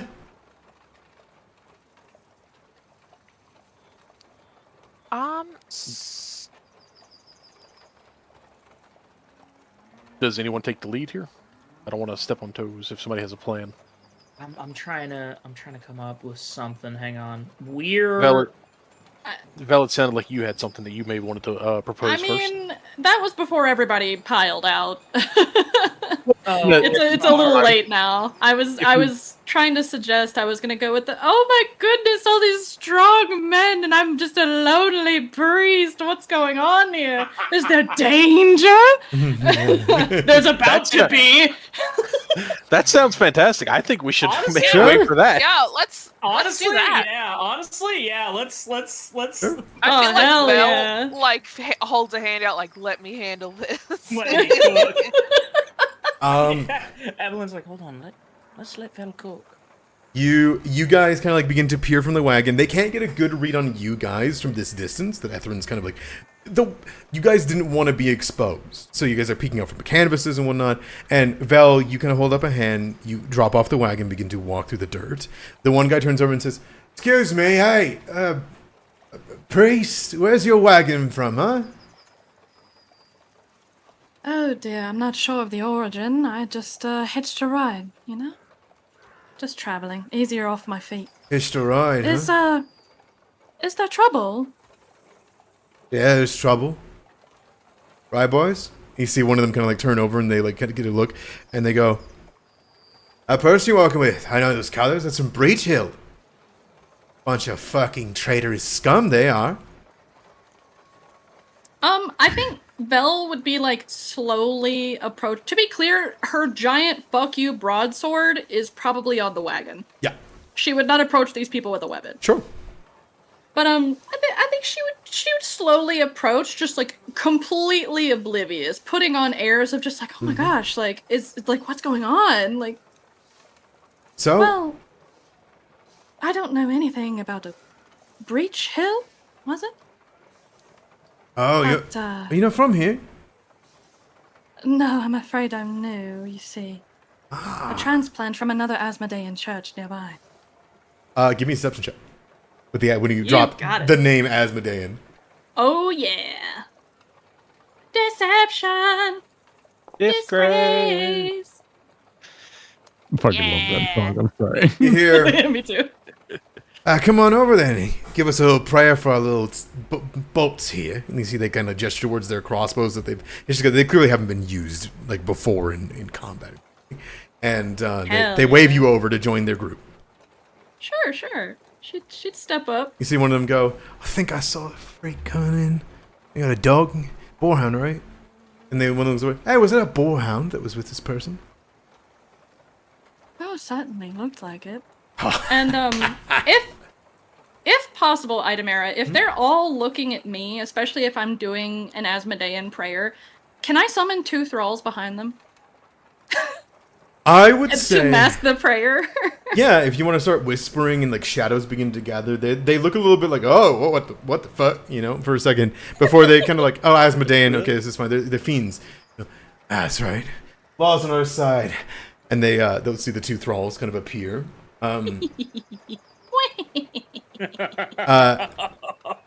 You see they like turn over towards the building and they say, all right, boarhounds go for about 100 gold. 1 train, probably 150. Miss, would you like a donation to the church? Oh, that would be lovely. Excellent. See, we're gonna make sure this trader pays for their you know, we're invested by the steward's word to enact Alexian justice. So, once we're done beating them and taking the dog, we're gonna, I think, be able to make a pretty penny. Probably make it out of the village if you want. You can keep the wagon, and let's say 20 gold. Good donation? That's a very generous donation. Hey, nodding kind of smile. Asmodeus will be pleased. Ah. And I think at this point she would finish her quote-unquote prayer. Mm-hmm. And probably make some kind of grand gesture with her hands. And if it's okay with everybody else, I think this is where she would probably start initiative. Like, she would order her thralls to attack.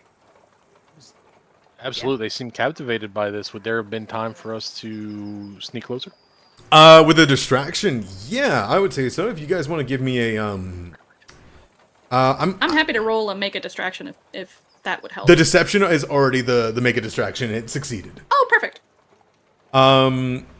So yeah, you know what? You made the distraction. I'm gonna say that you guys can make it. You guys can put yourselves anywhere on the map. Farthest you can be is here or here, likely out of sight. You know, you can come from the side here and ambush them.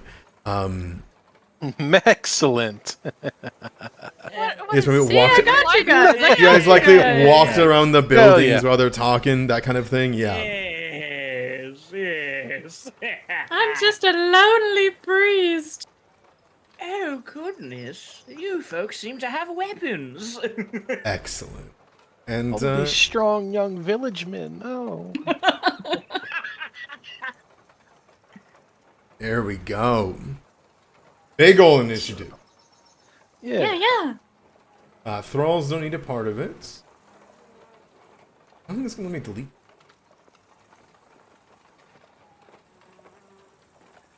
Until I start the initiative. Bram up there just in the shadows, like Yeah, but to jump from behind a barrel. Drool dripping. Fucking Foxy jump scare these people. So you guys can roll me perception, and the like for the initiative. You just got to make sure that none of these loyalists beat you with a perception check. What you're going to do. Okay. Dude, I'm just rolling straight 15s today. Like, what's happening? This is all to make up for last session. Yeah, real. Could I roll stealth for my initiative, Adamir? Yeah. Okay. Loyalist does see it. Do the little guys roll initiative, or do they share mine? I No. realize I never asked that No. question. They don't have a brain in their body. They're like jellyfish. They're just little guys. Ah. They do not do anything until you tell them to. They're not even aware of their surroundings. Yeah, they're just little guys. I kind of wanna reroll. We are right at 2 hours, so if you have 2 hero points, I would start using them.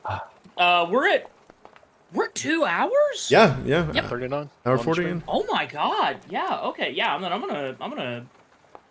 Okay, one of them Reroll did. mine. One of them did catch you, Vel. Okay. Um, Okay. All right. All right, we leaving it as is. I was about to say, fucking. I can't see any of what the initiatives are on the carousel, but if there's a way to use a hero point to roll over them, I would, but I'm not sure if this counts as one of those, hey, can I roll it as a success thing, or I don't know. I don't think you can on initiative, but because it's like opposed checks over and over again. They rolled a 20. One of them rolled a 22 in their perception to see if see that you're going to do something. Now that doesn't mean they're going to fight you. This means they're going to question what you're going to do because it looks offensive. Yeah, sure. Okay. 1, 2, 3, 4, 5, 6. Perfect. Because If they're just questioning, that's fine. we're doing popcorn initiative, not normal initiative. That's right. That's right. That's right. Let me remove these two. Hold on. There we go. Fuck. All right. So it's going to go to this guy here. He hears you begin to start the incantation. The runes begin to shift in your hand, and he turns around and he goes, "Oh, what kind of prayer are you doing here? I know, local man. Old Garrett doesn't want to be hurt." Oh, did I forget to mention? I'm an Asmodean war priest. All right. Well, stop that. Stop doing that, because we need to make sure that the building's okay. It's our general store. No collateral damage. I wouldn't want to have to pay for that. That's not in the contract. They're going to sense motive you. Sure.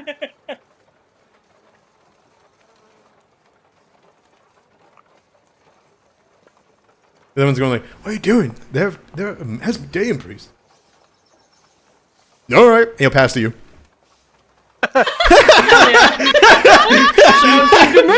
Hey, he turns around and, all right, and he holds up his crossbow as they seem ready for a fight. Fantastic. Okay. Let's see here. Oh, this is gonna be really fun. This is gonna be really fun, actually. Let's see. Hold on, I gotta use some measurements really quick. Commanding a thrall to move is one action, right? I am stupid. Yes, one action. Okay. You can even create one and command with one action with create thrall. No, I want to do... I want to do something really funny. Sure, yeah, by all means.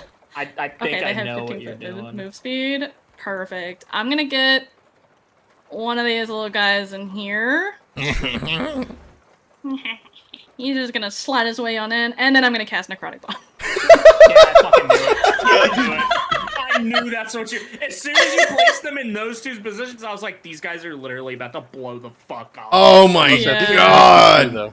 I'm gonna pick myself for vitality damage so that I don't get blown Right, up. so you have the ability Mastery of Life and Death. For those that don't know, that means that Vel and any ability that does Void or Vitality damage can swap those for individual targets.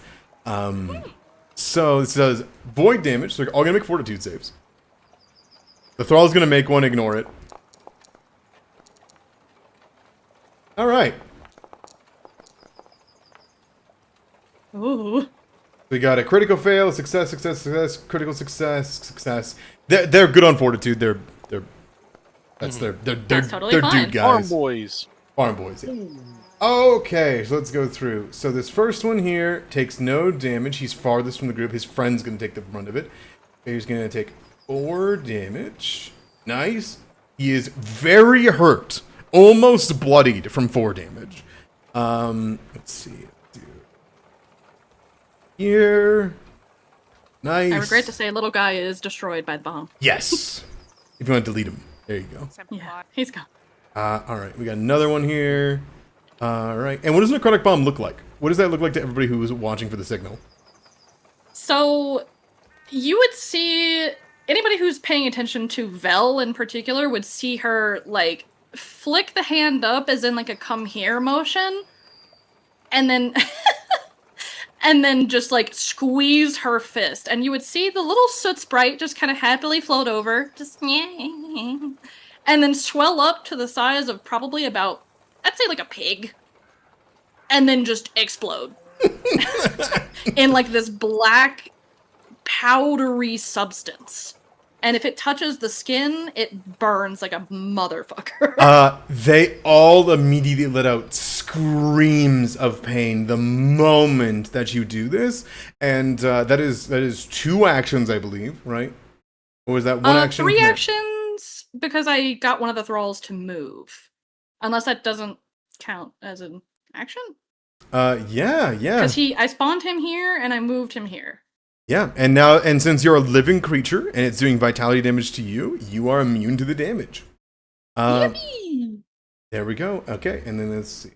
It just covers her in more soot than she already had. Let me make sure that Mastery in Life and Death works here. Da-da-da-da. Whenever you cast a spell that boosts the ability to do Void or Vitality, you choose a spell that does Void or Vitality to each individually. Yep, you're fine. All right. And let's go to battle. Sorry? Oh, I'm getting music. Oh.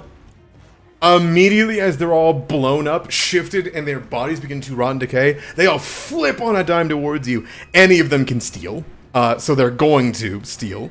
One of them Absolutely. is dead, and their face is just like ash, and then you can see their skull underneath it as they were hit in the face by most of it, as they believed they were the biggest believer out of all of them, okay? Yeah, he believed in me the most. I think Vel would look the one right in front of her in the eyes. Oh, what did we learn? He turns around and goes, "Traitor!" and goes to swing with a mace towards you. And as they go to swing, we're gonna take a 15-minute break. Oh, Fuck. Cinematic, everybody. cinematic. All right, perfect. All right, we're gonna go for our break. We'll come back and go into this combat.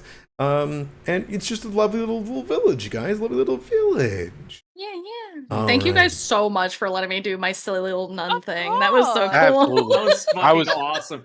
I was a little too amped up in the moment, like, nah, you ain't gonna jump out, guy. Fuck that. Yeah. And then I just heard you say something, and we kept going, and I was like, no, let's reel that back. I Keep can't doing it, blow the honestly. fuck up. Yeah. The moment you place them in those spots, I was gonna say that Evelyn's plan is gonna be to try to like intimidate or deception these guys and be like, bro, we're running for Breachill because we're Cheliaxian. All right. The fuck you think you're doing? As we turn back to it, the swine-sized spirit explodes out in a mound of soot and decay. One of their faces is completely melted off in ash and dust. Their skull hits the ground. All without a yell of panic, they flip on Velnasha and they just begin to swing. Valley, they would bring up their mace and bring it on your head. Okay. Let's see.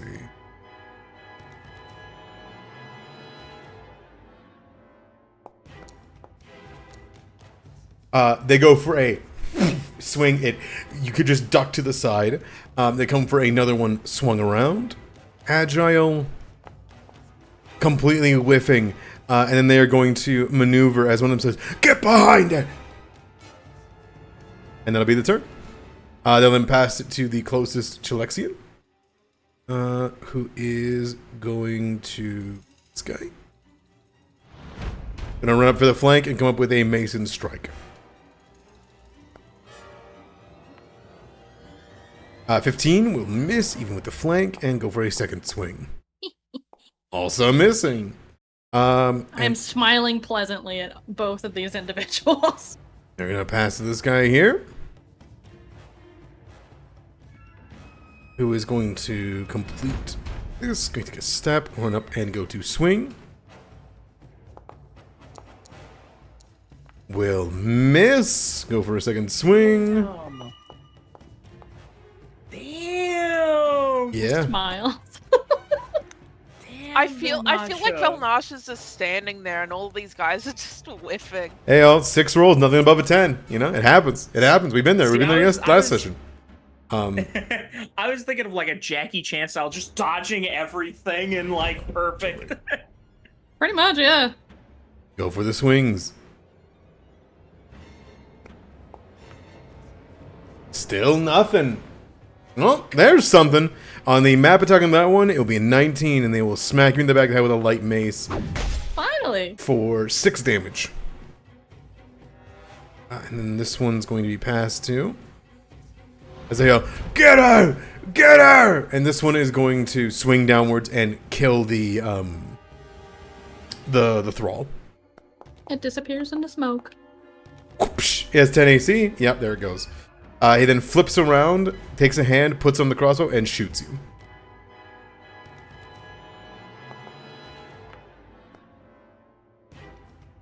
Missing. Alas. All right, and that's the last one already passed to you. So unknowingly, there is just a man walking down the street. They can pass to Pravada because they don't know he's there, or he's the only one they can see.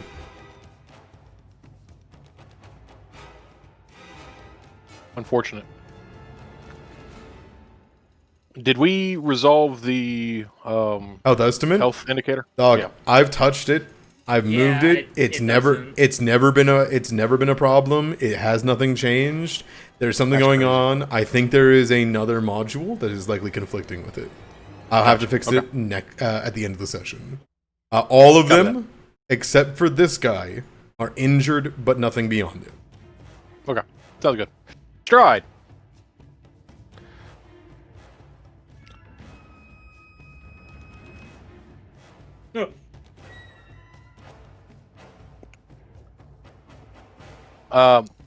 I think you just see Pravada divert. I'm gonna re-roll that. Yeah. Also, make sure to put yourselves at 2 more hero points. You guys got 2 more hero points. What I was just about to say. Let me get 23 that hits. Okay.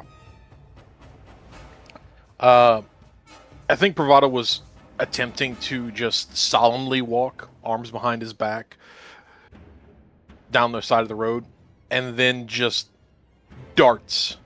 And this one's just going to catch an elbow straight to the base of the jaw.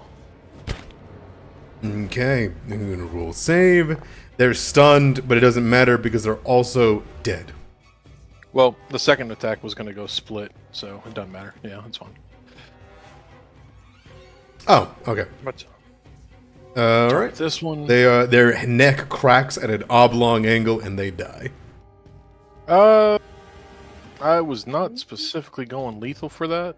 I didn't know if you were, because it's not lethal, something you declare. Is a negative There's 2 no to hit. penalty. There's no penalty with Powerful Fist. Um, Hang on, let me find it.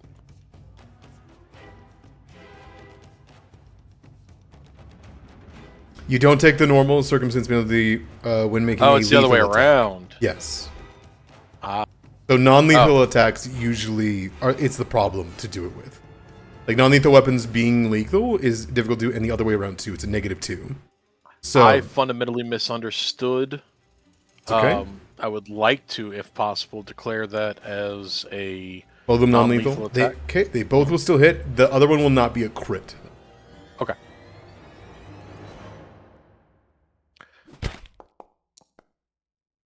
Doesn't matter. So that was Still knocks him unconscious. an elbow to the side of the face, and then that same hand comes and flat palms right into the nose of the second one. Okay. They both, with a resounding, all begin to knock down to the ground. So that was one action, 2 actions for flurry of blows. Third action is going to be. Now we're going to go for the one back here You got him. with an intimidating glare. Yeah.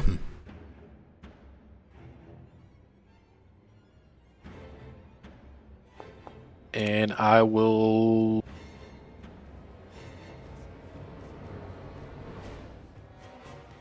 I think I'm gonna let that ride, and I'm gonna say along with it, you have made a grave error. You see them look at you, see that? They point over and say, "Kill him! Kill him, traitor! Kill him!" And they all begin to turn towards Pravada. And then I will pass to. I think Lane. I'll pass to Lane. Alrighty. Now, Lane, you don't have your standard, do you? I don't know. So I'll actually turn my thing on. I think that also means you can't do tactics. I can't. Unless you want to say that you brought your flag. You will have to display it to use it, though. No. Lane has a plan. Lane has a plan. If you don't mind if I go off of something that you were planning to do, Iris. Absolutely. All right. Lane will clear their voice, stride out, and say, What the fuck do you peasants think you're doing? Why are you planning on attacking an armiger and their dog? You may give me a lie. May I make it Or- a Hell Knight law? Yes. You may do a Hell Knight check if you want to. Could I Because aid? Lane knows how to present themselves. Oh, Yes. Could I aid? Is that possible? It's only on your turn. You have to use an action on your turn to do so. Oh, right. It's an action. I forgot about that. You see like a horror begin to go over some of their faces.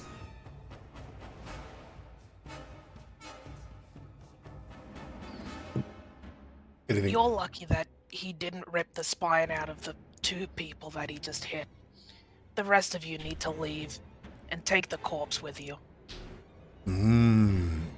Okay. They all begin to look panicked and begin to buckle backwards as this happens. Do you pass to anybody else? I'll pass it to Evelyn since she said that she'd like to aid. Okay. I think since it was your idea, she'll follow up and go and like throw down another one and go. They were wounded in the battle at Breachill. I was wounded. She like lifts and shows the wounded eye. I was wounded defending Breachill from those blasted Eagle Knights. What do you think you're doing? Go ahead and give me a coercion. It wouldn't be a coercion. It would be give me a lie. Can I go intimidation?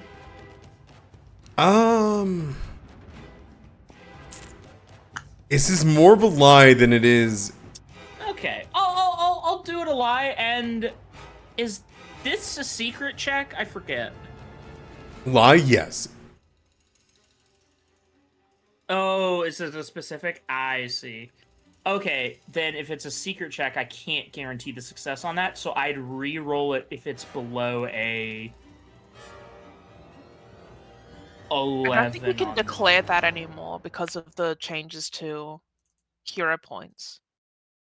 Well, you can re-roll it, right? You can reroll. I'll let you know if it's below a certain amount. Okay, I'll- I see. I'll tell you if it's a success or not. Okay. I can't tell you what the dice is. You didn't target anybody, I don't think. Oh, shit, I thought it was a... I'll target this one. My bad. Yeah, sure. It's a failure. Okay, so I will re-roll. Yeah. Hiya. Okay. They take a look over there and they begin to put pieces together. But they haven't acted yet, not their turn.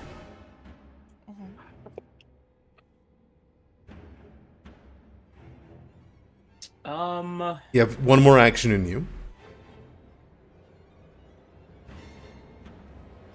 You're welcome to throw out a demoralize if you want to. I'll let that add on to it. It's just... Yeah, sure. I'll throw out a demoralize. I'll throw out a demoralize on that same one. Yeah, How go about for that? Nope, that's in this one.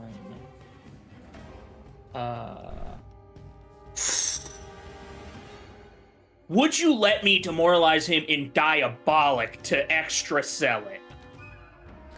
I'm gonna be so real with you, dog. You can You probably must have try. died. It's still gonna have the -5. These dudes are farmhands. I was like, these guys like barely know -5? Paladin. It's a -5 if you Oh. go for something that they don't understand.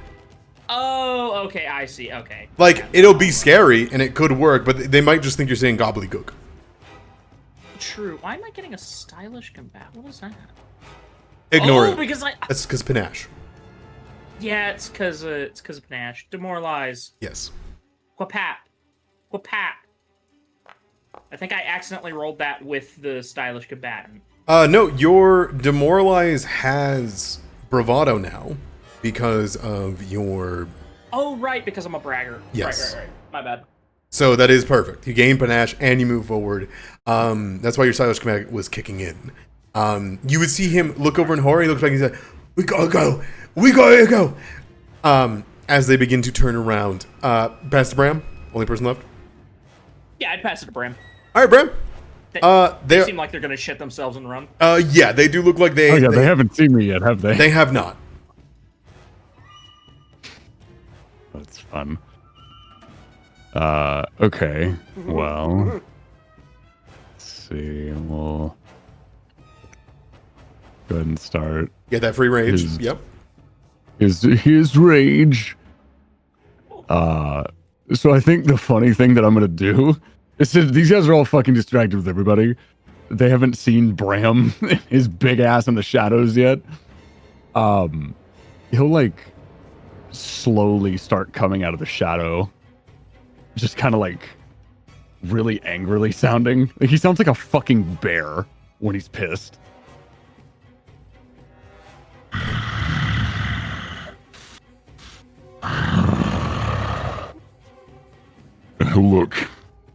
He'll look directly at all of them. I don't know if they've noticed him yet or not, but he's just gonna stand there and wait until somebody turns and looks at him. Yeah, no, a bunch of them begin to turn. What the fuck? And they begin to shout. As they see you, they see the crawling amount of like the strange scales and the like. And you can give me, let's see.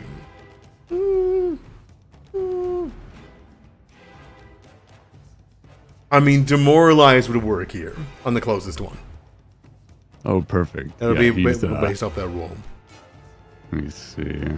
Are you trying to hide your body, or are you just making noise, or are No, you letting yourself he be seen? wants them. He wants them to be aware that he's like coming. Cool, sounds good. They just I don't know if they've seen him or not. No, This no. is more so. Yeah, Like, he's coming out onto the field. They're gonna look at it. Give me a demoralize on the closest one. Okay, closest one. Yeah. I would assume that guy's probably the closest. Because he's the one who hears it first, turns around. What is the demoralize button? There we go.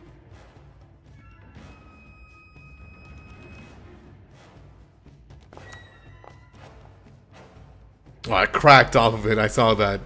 You're welcome to use your hero point to make it a success. Or reroll I it. would like to. All right. You'll be frightened one as you turn the corner and you kind of dig deep into the investment that you have within it. As you let out this growl, you see one turn around and they point at you and they yell, "Devil! The armature's got a devil!" As they point. And they're going to start running. I assume you pass to them? Wait, say again? You gonna pass to them? Is that the end of your turn?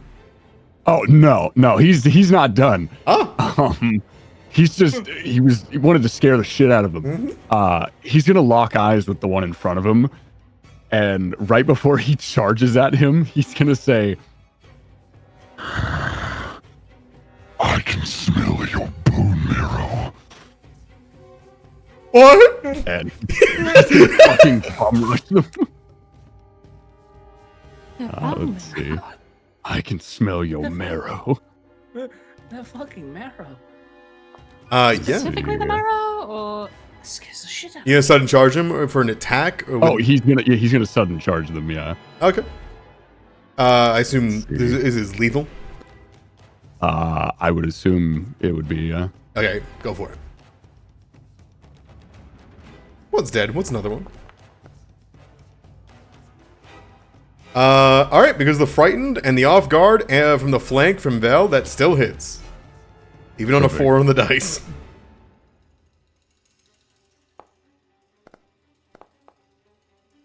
Yeah, you're a percent off. That would have killed. That would have killed him at maximum health. This is a farmhand. He's dead. You rip his head off. You crack his spine. You tear it off. He hits the ground. The second one falls, and the last words that guy had was "devil" and "what," and then getting jumped. Yeah. So his friends heard that at the very least. All right, is that sure? I would assume this is turn. Yeah. Yeah, who do you Unless pass There's to? more they can do. I don't think so. No. You Um. attack. You pass to them so that they can run, or do you pass to your allies? I'll pass it to fucking Pravada. Bravado.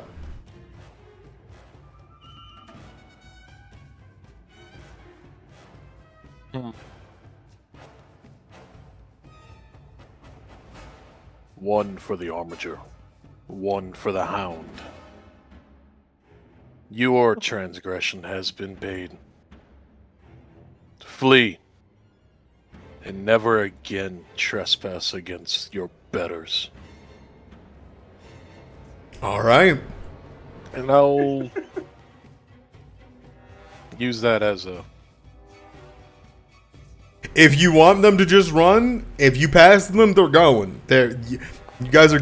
We've scared them. You guys We're keep We're Yeah. laying in. Nah, you don't even need to do anything else. They're going. They're just waiting for their turn. Okay. Then yeah, I'll pass. I'll pass to this one. All right, sounds good.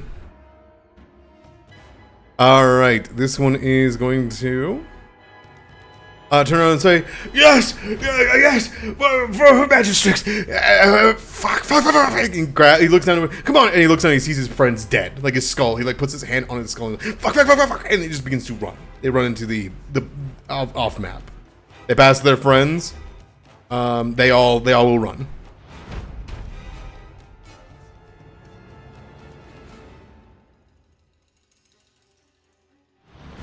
You know what the funniest part of this is? Hedvend probably has no fucking idea what happened. He's gonna come outside and there's gonna be two dead people. It's gonna be what the fuck? And we're These gonna be guys still screaming- pass the fuck out. We're gonna be screaming about like being loyalists, and Hedvend's gonna be like, "The fuck happened? I was buying bread." Immediately. So you guys notice this. It's been like 6 seconds. You guys look around. Villagers are looking at you. They're starting to walk out of their homes. They are locking eyes with your faces, your features, everything. Alright, let's go back to the caravan. The important thing is not to look like you did anything wrong. No, I think Evelyn's just like standing, like, yeah. Are these two still asleep? Yeah, unless you wake them up, they're fucked. Yeah, I'm gonna kick them both in the head. They would Like in an attempt to wake them up. They Or would to stay wake them up? asleep because I think that puts them further into unconsciousness. I'm trying to done. wake them up. All You right. know what I mean? Yeah. You hit them in the side. One of them, a broken jaw. They look up, blood spewing out of their mouth. They're the closest to death they've ever been in their life. Your friends left without you. I suggest you take what remains of the rest and get out of here while you still can. And the one that was dragged alongside, I just didn't want to drag all the things. They're gonna just stand up and they're just gonna grab over to the friends. Villagers begin to look out and people begin to say words. People begin to speak. You see one of them goes, "Beastmen." The longer you guys are out exposed here, the more they will begin to lock eyes with you. I'm waiting on them to leave. Everybody needs to leave, and then I can leave. Sure. This one will get up. I'm sorry. It's a battle map. I'm trying to. Oh, you're good. I just wasn't sure if anybody was still hanging around or if there's a fucking dead guy in the middle of the street still. They're dragging the body. It takes them a good minute. Bodies are heavy. Like they drag them through fine. the street. As long as they are leaving and taking the evidence, that is all I care about. Absolutely. You begin to see people move over. You see some villagers, mothers, fathers begin to walk out and go to look for their children who are dead. And they look around and begin to see like there are dead bodies over there, and they begin to go over and cry out. They don't know what happened. They don't know why this happened, but they do know people died. That is not something that can be hidden here. And they will go and try to figure out what happened. And yeah. In the shadows and the like, as they go around, they only have your faces to whisper of in between on who attacked them and why. And yeah. There we go.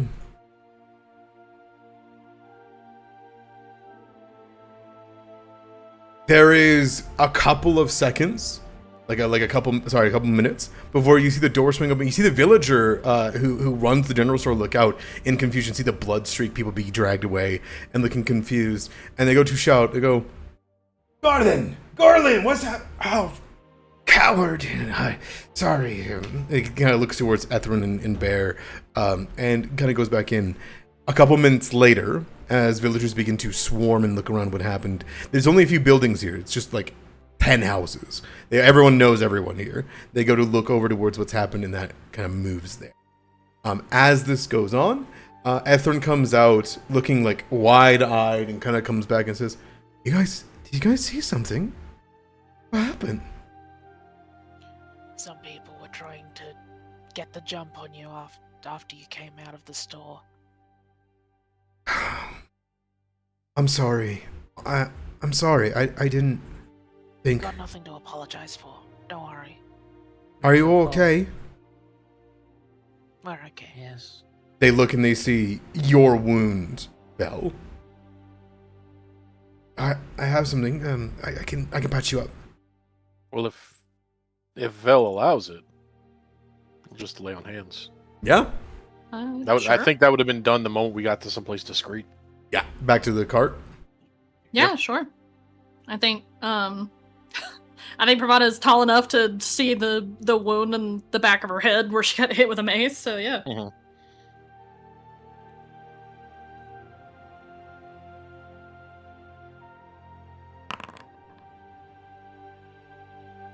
I love being healed.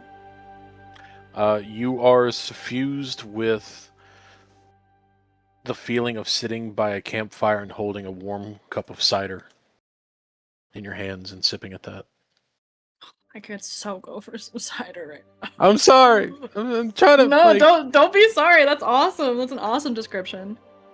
It's. I think you'd see her shoulders fall just a bit, and she would bob her head in gratefulness. We have to get out of this place. We have to leave. Here. I got these for you all.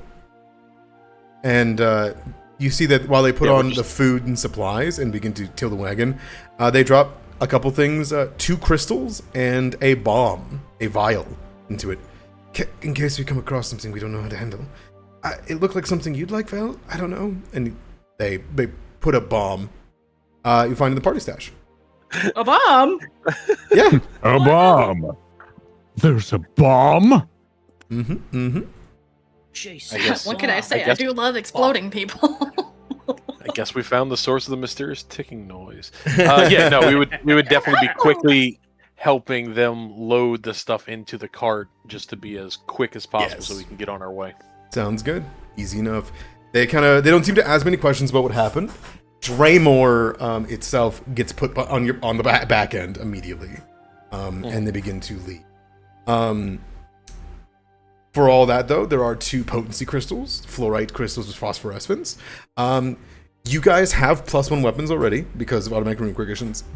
What these crystals will do will turn them into striking weapons. So you can crush this crystal when you go to attack, and they will double your damage dice during the attack. They are one-time use. Is it for the next attack or is it for the next round? For the next attack. Okay. Wait, no. Until the end of turn. More attacks, the better. Be good for any of you. And that's an action. Nope. And It's No? a free action. Free It's a action hollow diamond. once you have fixed it with 1 action to your weapon.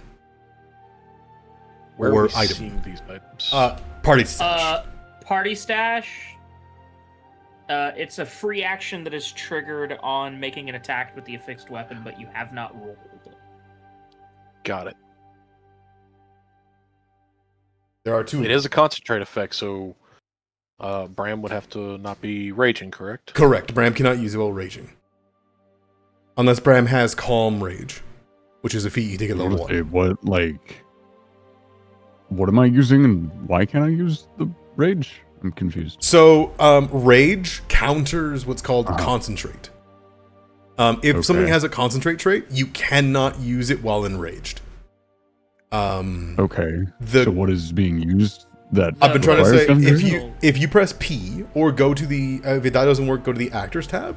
At the very top of it, you're going to see the Hellbreakers. There's a page. Click the page. It'll open up the party stash the party sheet. In the stash, there are 2 potency crystals. That's what we're discussing. Ethrin got these as you got for you guys from the store. They are a talisman, which you can, as an action, affix to anything. And whenever you meet the prerequisites, which in this case is making a melee attack with that weapon, as a free action, it empowers the weapon to double its damage for the round. But because the crystal has the concentrated trait, you cannot do it while raging. Unless you took a feat at level 1 that lets you be able to ignore that. Because there is a feat that makes it so that you are calm while raging, or able to concentrate while raging. Oh, yeah, no, I don't have that feat. Okay. Sadly. All right. We're going to say that the party stash is the wagon. They put them in there. You guys put Draymore are in the behind you guys, and continue on. All they have is your faces to go off of. Speaking of which, I think this is the first time that you would see Vel transform. She would go to her elf form for the time being. Huh? Oh. What? Yeah, she's a beastkin. I don't know what that means. I'm a simple farmer. Simple farmer, yeah. So, essentially, Belle has the ability to change shape between a hybrid form, which is her quote-unquote natural shape, which is the gargoyle humanoid, or a humanoid form, which is the all-elf part of her elf heritage. So, now that she has been seen as a gargoyle, she is going to be an elf for the time being. Okay. All elf all the time. I cannot All display elf the all art, the time. but if you would like to post it, you're more than welcome to. Yeah, let me see if I can do that. Insert. If it'll bring up the menu. Mhm. There we go. One moment, I'm sorry. One moment, please. One moment. A moment, sir, please, I beg of you. Some men just want a moment. Some men just want to see the world burn.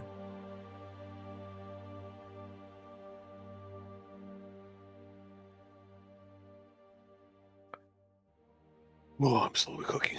Holy crap. You'll live. There we go. There it is, there it is. Dang. Wow! Dang. Yay! Good lord! She got gold Yeah. in that hair? Yeah, she's got it in her Dang. other form too. She's also got golden tattoos. I think the only thing that stands out that would differentiate from you from any other elf that you cannot hide is that you do not have all black eyes. It's true. In any case, Ethryn looks over and goes, "Whoa, who are you?" Oh. Who are you? Evelyn, oh my god, I think Evelyn would kind of. Vel, what? How did you? Huh? What? She kind of shrugs her shoulder nonchalantly. It's a thing most beasts can do. I didn't realize it was so unusual here. I've never seen it before. Beastkin. She kind of like, mind you, her face is completely deadpan the entire time as it usually is, but she kind of just like sticks up two hands and wiggles them. Ta-ta. She kind of just gives like a little nod, like, I see.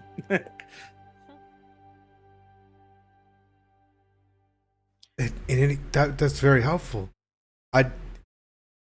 Your clothes are very distinctive, but I don't think somebody would well. recognize it. A war priest can fit in pretty much anywhere, as long as you don't have a distinctive symbol, which I don't. That's fair.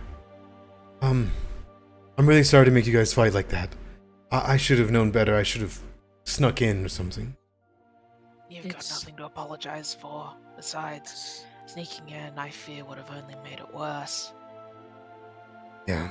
It was something that would have happened regardless. But, speaking of, the next time we have to come into contact with loyalists who are just simple humanoids, Lane will turn to Bram specifically.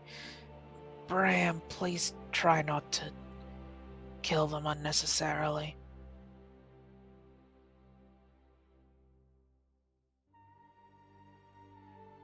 Retribution was coming one way or another. At least some of them left with their lives.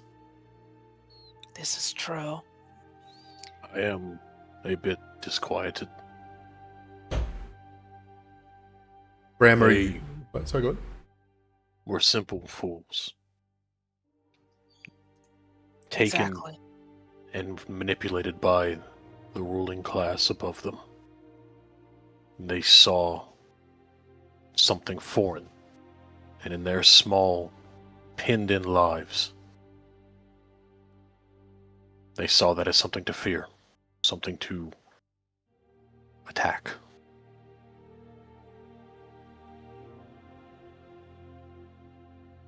I feel we must take steps and be careful to not wield the sword of our enemy too much. Lane nods. And while I do believe our deception went off, it isn't fair. But if we can give the enemy less ammunition against us, that would also be good. Not that we'll escape from any war with hands clean, but no. Bram, are you thinking on this, or do you respond, or do you turn at the request?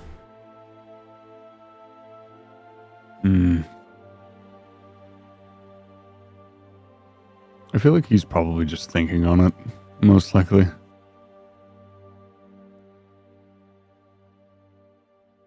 Okay. I mean this not as a rebuke. Merely that we be the light that guides others. And sometimes that light may blind.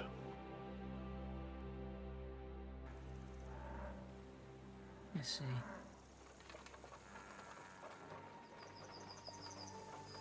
Okay.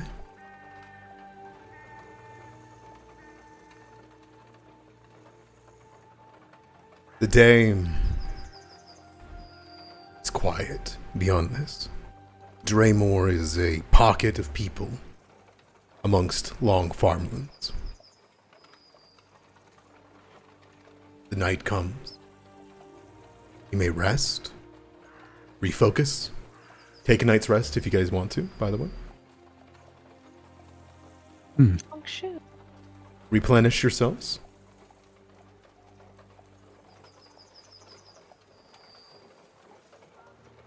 There is nothing that mars your journey. Another roadside inn, another private room.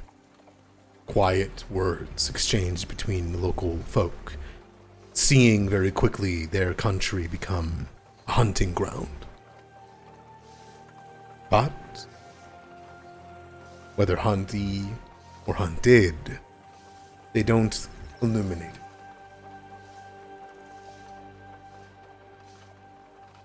It is about halfway through the day that you have to come through a sudden stop. On this second day, it is because it is time for you to cross the North Karnurka River just before dusk. After which, you are on the home stretch right to Sarengallo. The problem is, as we had discussed in Breachill, there is a ferry. Other large groups have booked their passage several minutes, even days before you. And so you do have to wait until the ferry returns. Ethrin, however, with a bit of coin, convinces the gentleman, Udo, unless you guys want to also throw in your words, to come back for one more trip than he normally would across the river to pick up the wagon on his large raft. I don't know. Like, 6 gold seems about good to me. oh boy. Yes. Damn. That guy looks like he just told me a barely know her joke. Yeah. I feel like Adam Sandler would play this guy in the adaptation of this story. True. Is there any arguments as Ethrin goes, all right, sure, I've got 6 gold. I've got 6 gold. oh, no, thank you kindly. I get to go on a fishing trip this weekend. It's kind of smiles. Yeah, I think Evelyn has no problem spending 6 gold on what is essentially one boat ride. And she's like, I've got a bunch more back home. Don't just say that. Yeah, home is thousands of kilometers away. Private trip. Telling nobody. You got it. He pushes off with another wagon in front of you all and disappears over the river. You guys get some private time. There's no one else around. It's quiet. You just have to wait for the ferry to come back.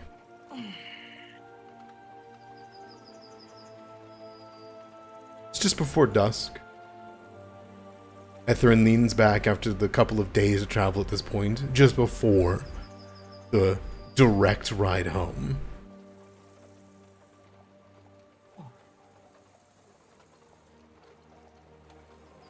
Oh.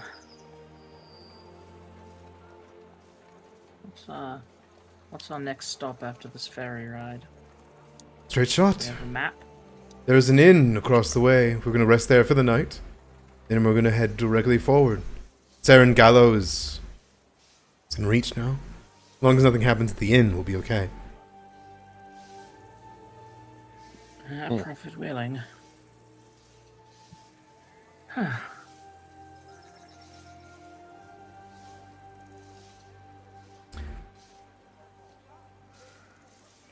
May I get a seek? Sure. Sure. Just a group seek, quick. Just a group. Sure. Sure. That's not suspicious at all. Yeah, I'm not. Why would I I'd reroll stop mine if it's below 10. the long journey? You will want to reroll yours. Yeah, I'd reroll mine below 10 as well.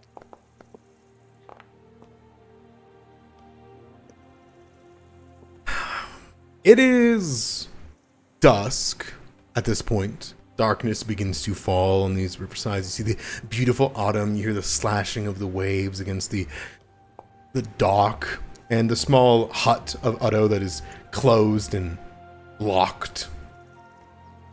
And as you sit here, as you wait, Bram and Lane, the two of you are on the backside, looking back towards the farmlands before you cross this river. Stars begin to peek out. Something moves from tree to tree, hunting for something at night, something to eat. Until you see a pair of shooting stars. Green, virulent green. Second pair. For those that see movement in the trees, the two of you see large shapes trundling through the trees. Their glowing green eyes locked on you, getting closer and closer. You're about to be ambushed. Do you warn your party? Yes. How so, Bram and Lane? I just tell them, eyes up, and I reach for my weapon. Okay. Do you unfurl your banner? Or keep that stowed, knowing that you're in private? Not Bram. Lane thinks, since they are in private, they will unfurl the banner on Bear's little harness. Okay. As you turn, you hear something screams down towards you, and you would see nearly vomiting out guts and meat flying through the air is not the normal creature of these wilds. something sick and dying is flying towards you. Not one, not two, but three. As they breathe through the air, Vel, your back begins to like itch for a moment, and then you turn and see soot sprites. They're dancing along you at this point in shock. And as you look out the window of the wagon and kind of peer through the canvas, you see flying towards you disgusting, well and good dead giant bats flying towards your wagon with jaws unhinged. And we're gonna roll initiative. You get a +1 because you guys are warned.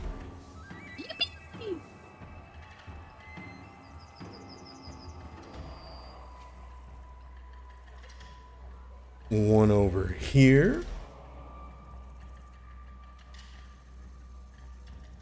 Oh, whoa! Breakdancing. Breakdancing? Yeah, man, I just got a breakdance about it really quick. Oh, this map is really laggy. It's because of the movements and whatnot. There we go. There we go. Believe it or not, the breakdancing actually chugs Foundry for some reason. All I right. can't believe that you would blame Powerful. this on my breakdancing. I actually cannot. The wagon tile is not appearing for me. Is the wagon tile there for you guys? No. Nope. Yeah, we'll say it's on the No. dock then. No. I don't know why it's not No. loading. I'm also having that And issue. Their hitboxes are like weirdly offset for me. Is it? Okay, I got it. What? It's like trying to go under the tree cover. If you target from like right here, Yeah, I have to go like above to be able to then you can highlight get them. him. But this guy in particular keeps wanting to go under the tree. The rest of them see. Well, actually, I can't target these two at all. No, You have to, like, it's go the same above. thing for them. It's the same thing for them. You have to Oh, go I above. see. Okay, yeah, that's fine then. That's doable. Oh, right, initiative. And we get No initiative rolls. No initiative rolls. That was what those secret rolls were. Ah, I see. Oh. I thought you said just a moment ago to roll initiative. I'm Yeah, sorry. with a +1 because we were warned. My brain was just like, that's how you tell the players it's combat time. Yeah, And I said it. I- I said I'm giving a +1 to what you guys rolled, and then I'm gonna treat these as your initiative just to get them out of the way. Copy. Gotcha. Top roll was Bram with a 23. Let's see if these guys can beat it. And they're rolling athletics initiative because they're rushing you.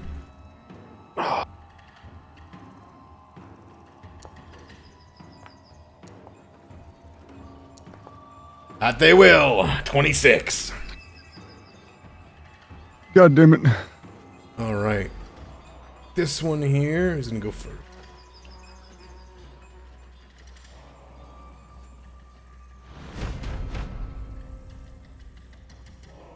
All right. It just kind of begins to vomit forth this disgusting liquid. It perches on a tree for a second, looks down, sees you all crawling out of your wagon, which is on the dock. I promise it's on the dock. They are going to fly down towards you. Do you guys want Hedvend part of this combat? I didn't put them on the map, but they can't use their sword and they haven't been trained with their one-armed weapon yet. No. I think, yeah, I think Ethrin, they would like go to grab a weapon, and Evelyn would like, no, stay with the wagon. All right, they'll stay back over here by the hut. Very well. That's going to go to the bat. Now, the bat seems to spend most of its turn attempting to get its bearings. Its wings barely are keeping it aloft. It is like almost pathetic the way that it is trying to keep itself above you all. As the silhouettes begin to move down, however, their eyes cannot hide them, and they are going to more fall than glide down into melee as they land down in front, slamming onto Bravada, who you come to reach up and meet in, I imagine, in melee. All right, it slams down on the ground beside you, and it is the size of your horse, who begins to let out a neigh of extreme discomfort at these giant beasts flying down. First things first, all of you are immediately in an aura.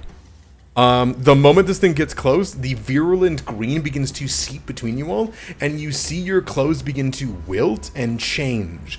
Your skin begins to discolor, and your bodies begin to feel cold, even with these things being close to you. It is then going to come down with its fangs on Bravada. No. 22 to hit. No. Are you lying to me? Yes. Okay. 7 damage as its fangs sink into the side of you. And you see the fangs sink in, bite down deep, rip a chunk of your arm away, and then you watch as you look down towards the wound as it feels odd. The wound begins to fester and crawl with a disease. It looks like the aura is affecting the wound. And that is going to be its turn. Do you steal? Yes, I will. Okay. For starting your turn in its aura, you immediately take damage. Okay. Your wounds fester with 5 more void. Woof. Ooh. I think as there is some withering and the tightening of muscle and skin. Oh, okay, I'm waiting. Point of conference. Lane, you have a recall knowledge. I do. Bullied. I'm trying to be helpful. These guys are dangerous. Never mind. Go on, Pravada. Okay. Damn, not that bad, huh? Damn. I think having been struck by this thing and feeling his vitality sap away.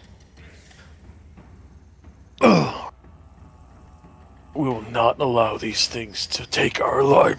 And he crouches down before launching himself into an attack. As we Tiger go stance. into Tiger Stance. And then we will... Tiger... Why does it always do this from... I just need to remove it from the frickin' bar. So, one action. That... Flurry of blows. Go for it. Strike 1.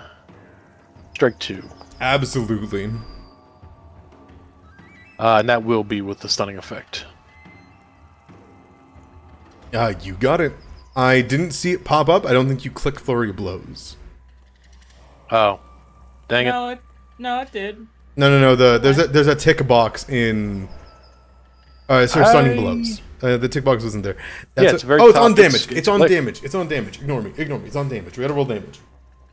Okay, I'll be happy to. Yeah, sorry. I apologize. Both of those hit strong. Okay. There it is. It's my bad. Huge attack. I will critical success though, and also max damage. Oh, Jesus. Okay, success and critical success. It's going to take a total of 36 damage. Something that helps. Do you combine the damage here? Yes, Okay. because it's both on one target. For the purposes of weaknesses, right? Yeah. Perfect. So you're going to deal with the first strike 34 damage. They are weak to those sweeping blows. Not only is it a critical hit, they are also very weak to the strike as you tear a section of their head off and throw the meat onto the ground. It's going to take the extra 12 afterwards on top of that, so you technically do 46 damage in 2 strikes across this creature. Oof. It's a zombie. I imagine it doesn't matter too much. There is persistent bleed. That's what that crit. It is immune to bleed, unfortunately. Figured that. Okay.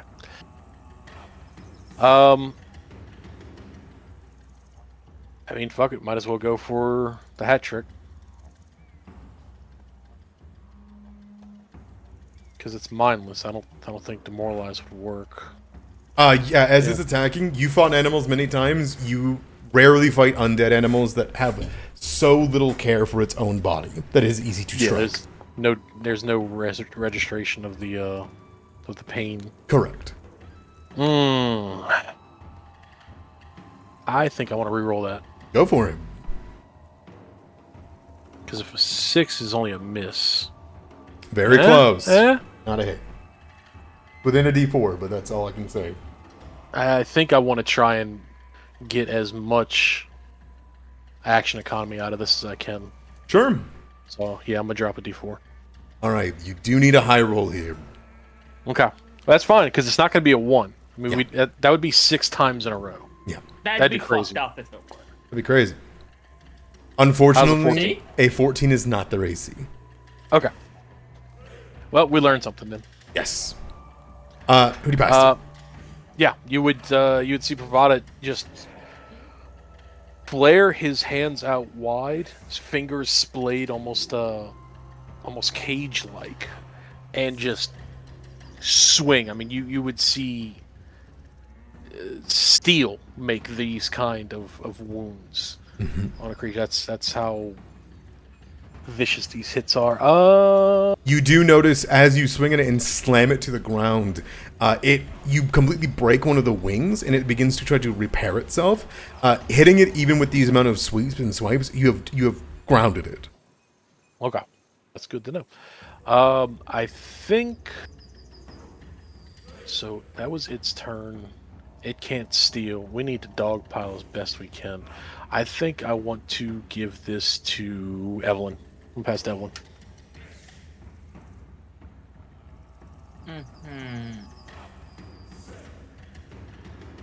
Thank you. Well, first off, I'm going to.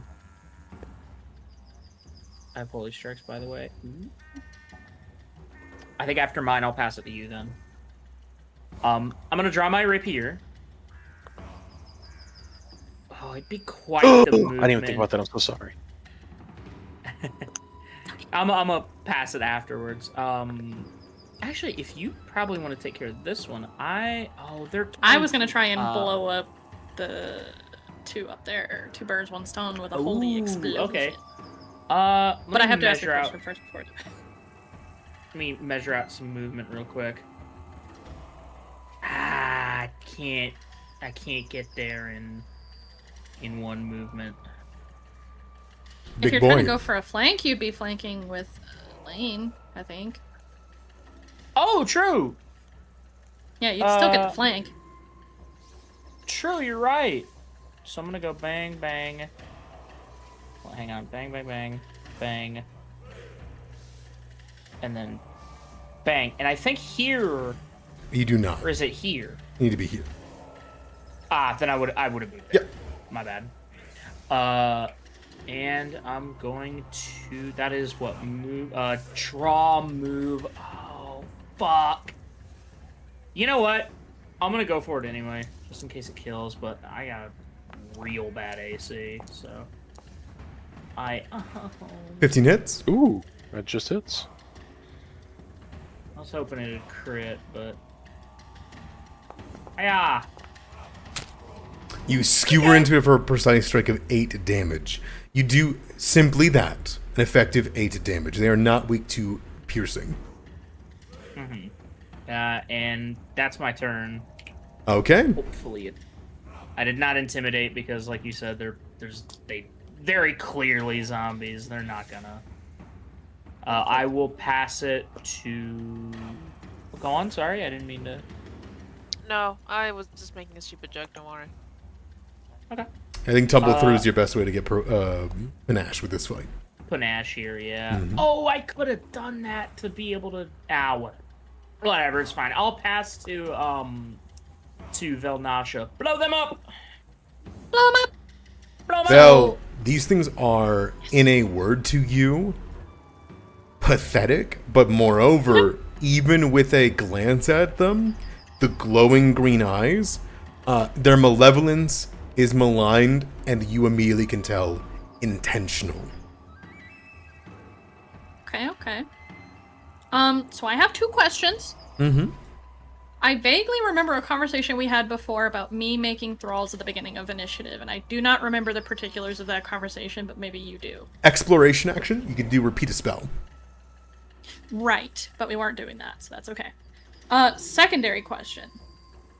And this might be silly, and I might be overthinking it. So Create Thrall has a range of 30 feet. Correct. Yes. Necrotic Bomb has a range of 30 feet. But an area with a 10-foot emanation. Is the 30 feet for me to cast the spell on my thrall, or for the thrall to go somewhere and then blow up? Or the thrall. So, necrotic So bomb. I could get 60 feet out of this, technically. If the thrall's allowed to move before blowing up, yes. Well, that's what I'm asking you, is if the 30 feet for necrotic bomb is for the thrall to move and then make a 10-foot emanation to blow up.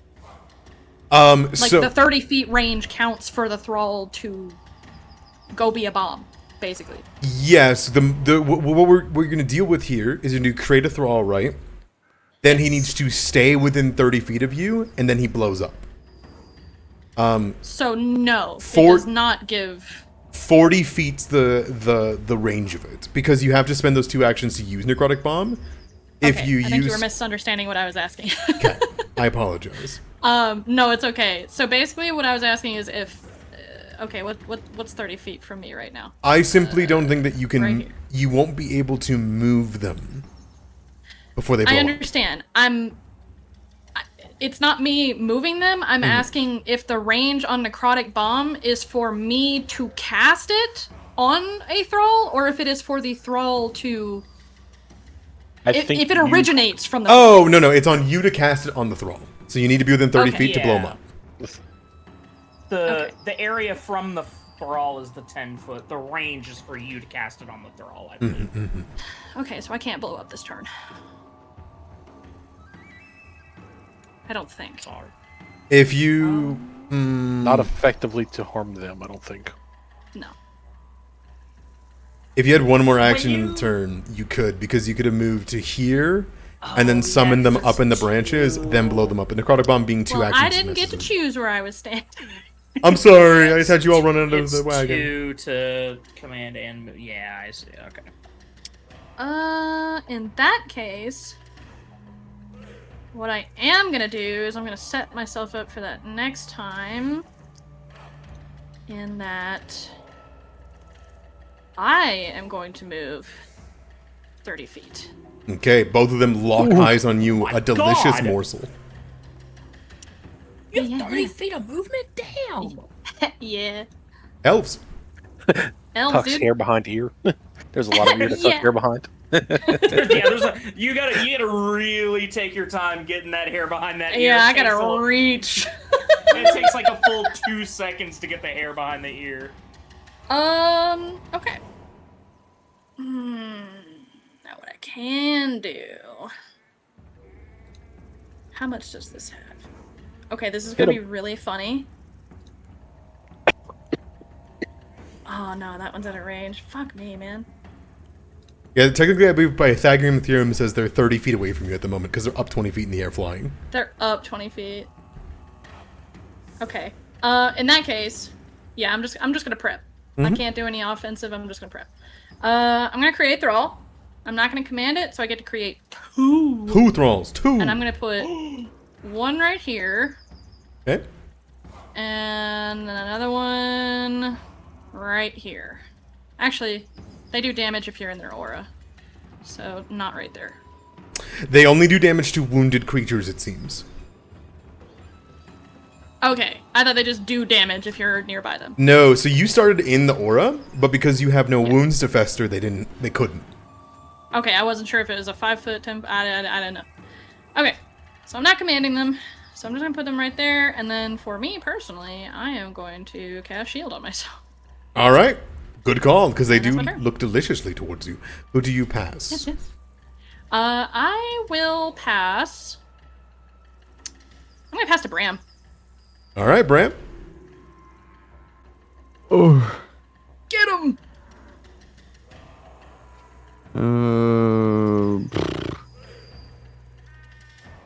Let's see.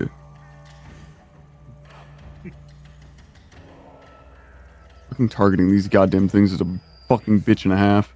Well, those 2 are up in the air in the trees. You 20 gotta, feet you up. gotta click like above a little. Yeah, I can see that, but even still, what the fuck? Yeah, I'll just target the one right here. All right. Unless that one's dead. Oh no, he got It's not dead, no. he got taken 46 damage. He is not down yet. Oh no, even more than that, 50 something damage. Gotcha. All A right. little bit closer then.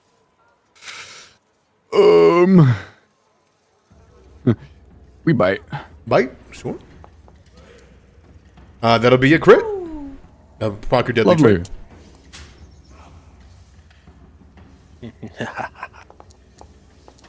All right, capitalizing on this thing, exposing itself to you, you rear up and bite down with a piercing crunch.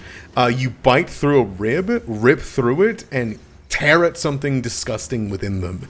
It spools out its guts, its head lolls for a second, and with a gurgle, it smacks to the ground, inanimate. It's rotten flesh in your mouth. You have one more action.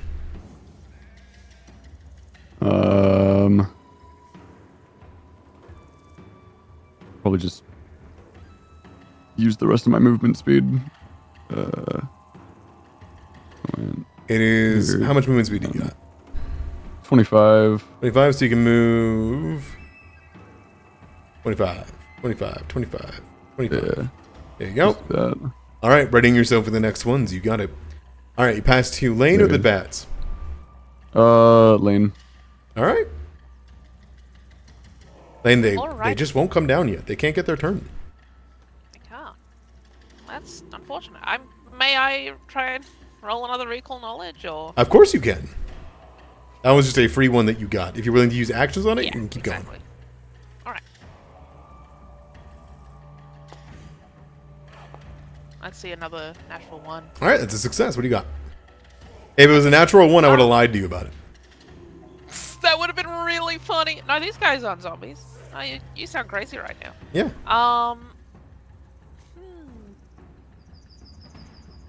What are their... They got any weaknesses? Yes, they are weak to slashing, vitality, and something called clumsy flyer, which means they take extra fall damage. Huh. So vitality, slashing in particular. Holy does not do more to them. It is vitality itself. I could do vitality. I could do that. And what about... Or do I only get the one? That is one question. Yes. If to another action, you want to get another question. Right. I can mind that.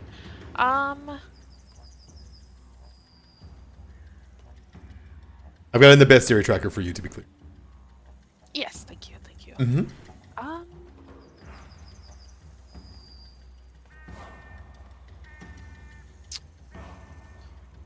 No, unfortunately not.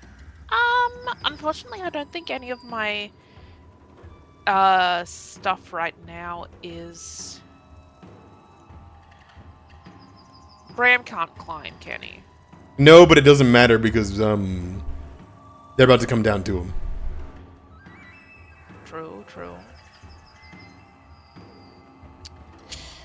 In that case, unfortunately, yeah, I don't think there's much that my tactics can do right now. Because they are about to come down. Yeah, I might just do some more recall knowledge. By all means.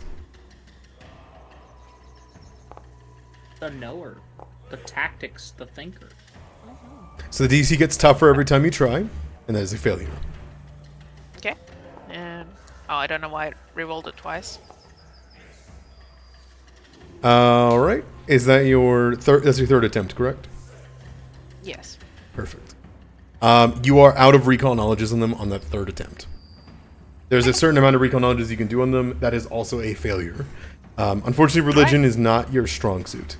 My strong suit. That's fair enough. All right. Well, we still got something, and I'll be in a better position next turn. Correct. So that's my turn. I'll pass to them. All right. This one's going to descend down on wing. It is going to go down 20 feet. It is going to mostly fall the way down before it crashes downwards. It is a zombie, so it is slow. It's only has one action. It's going to do that one action to bite. How rude. Right. 29, which would have been a crit Right. if Vel did not use shield. It says right there, has shield. Thank goodness. So it'll deal 8 damage to you. Okay. I don't actually have. It didn't give me the reaction for some reason. If you want to say you used it, you can hit the block button in the damage and then hit damage. Okay, got it. It's a toggle that you can toss in. Block damage. There you okay, go. cool. and then I no longer have shield up. Yes, and then you look down and you can feel the wounds Oops. beginning to fester on your body. I think I just got rid of the immunity. I'm so sorry. That's okay. We know that you're immune to it. No more shielding for this round, okay? No more shielding for this combat. No more, no more! All right, this one's gonna make an executive decision. Who's closest? I can put it back. Equal amount. Surely not the little guy. He's just so unassuming. He's just a little soot spot on the ground. No, they're interested in living creatures, unfortunately. It is going to slam down right here, and it is going to go for Bram. Alright, Bram, he's going to go for an attack. He's only got one action, so he's going to bite. Yeah, 26. Not bad. 6 damage. And your wounds immediately begin to fester. Bram, do you want to take it? Fun. The initiative? Do I want to take the initiative? Sure, You, why not? you took damage, and it is the next round, so you can steal. Otherwise, he's I'll going to steal give it it back then. to the other bat. Okay, sounds good. I'll steal it. Fuck that bat. Alright, you start your turn, and for starting your turn too close, that bite wound begins to fester. You take another 2 void damage. Alright, Bram, it's all you. I'm gonna bite it. You got it. Bite down for 23, that's a hit. Nice. Good damage. Okay, 14 takes it. It looks barely injured. These things are very, very hardy. A lot of meat on the bones. Next action. Okay, I guess I'm just gonna keep eating the shit out of it then. By all means. Thank you. Sometimes that's all you can do. Just punch and then punch and then punch and then punch and then fucking almost crit them. That also hits. Alright. You bring out the hammer and you slam down. Did you draw the weapon? Or, no, you would have had that in one hand, right? Yeah. Cool. Alright. Bludgeoning damage is not something it's weak to. It also takes 8 damage. Good know. Then he'll just swing his tail at it. Lane with did the- call out its weaknesses. It's in the bestiary tracker. Yes. Oh. What is the bestial? Okay. Yeah, it's in the actors tab. There's a little crab. Gotcha.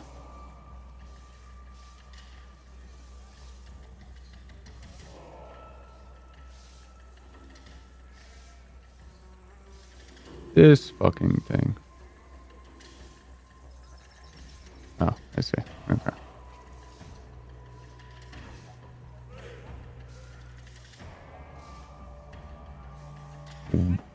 Well, I guess we'll just bite again. Not a Sounds lot good. we can do. Yeah, that's not hitting. Alright, with map 10, it's just not going to do it. You get good enough. chunks out of it. You tear out of it. It is injured. It just begins to lean closer to you. It wants to bite you more. It's going to steal.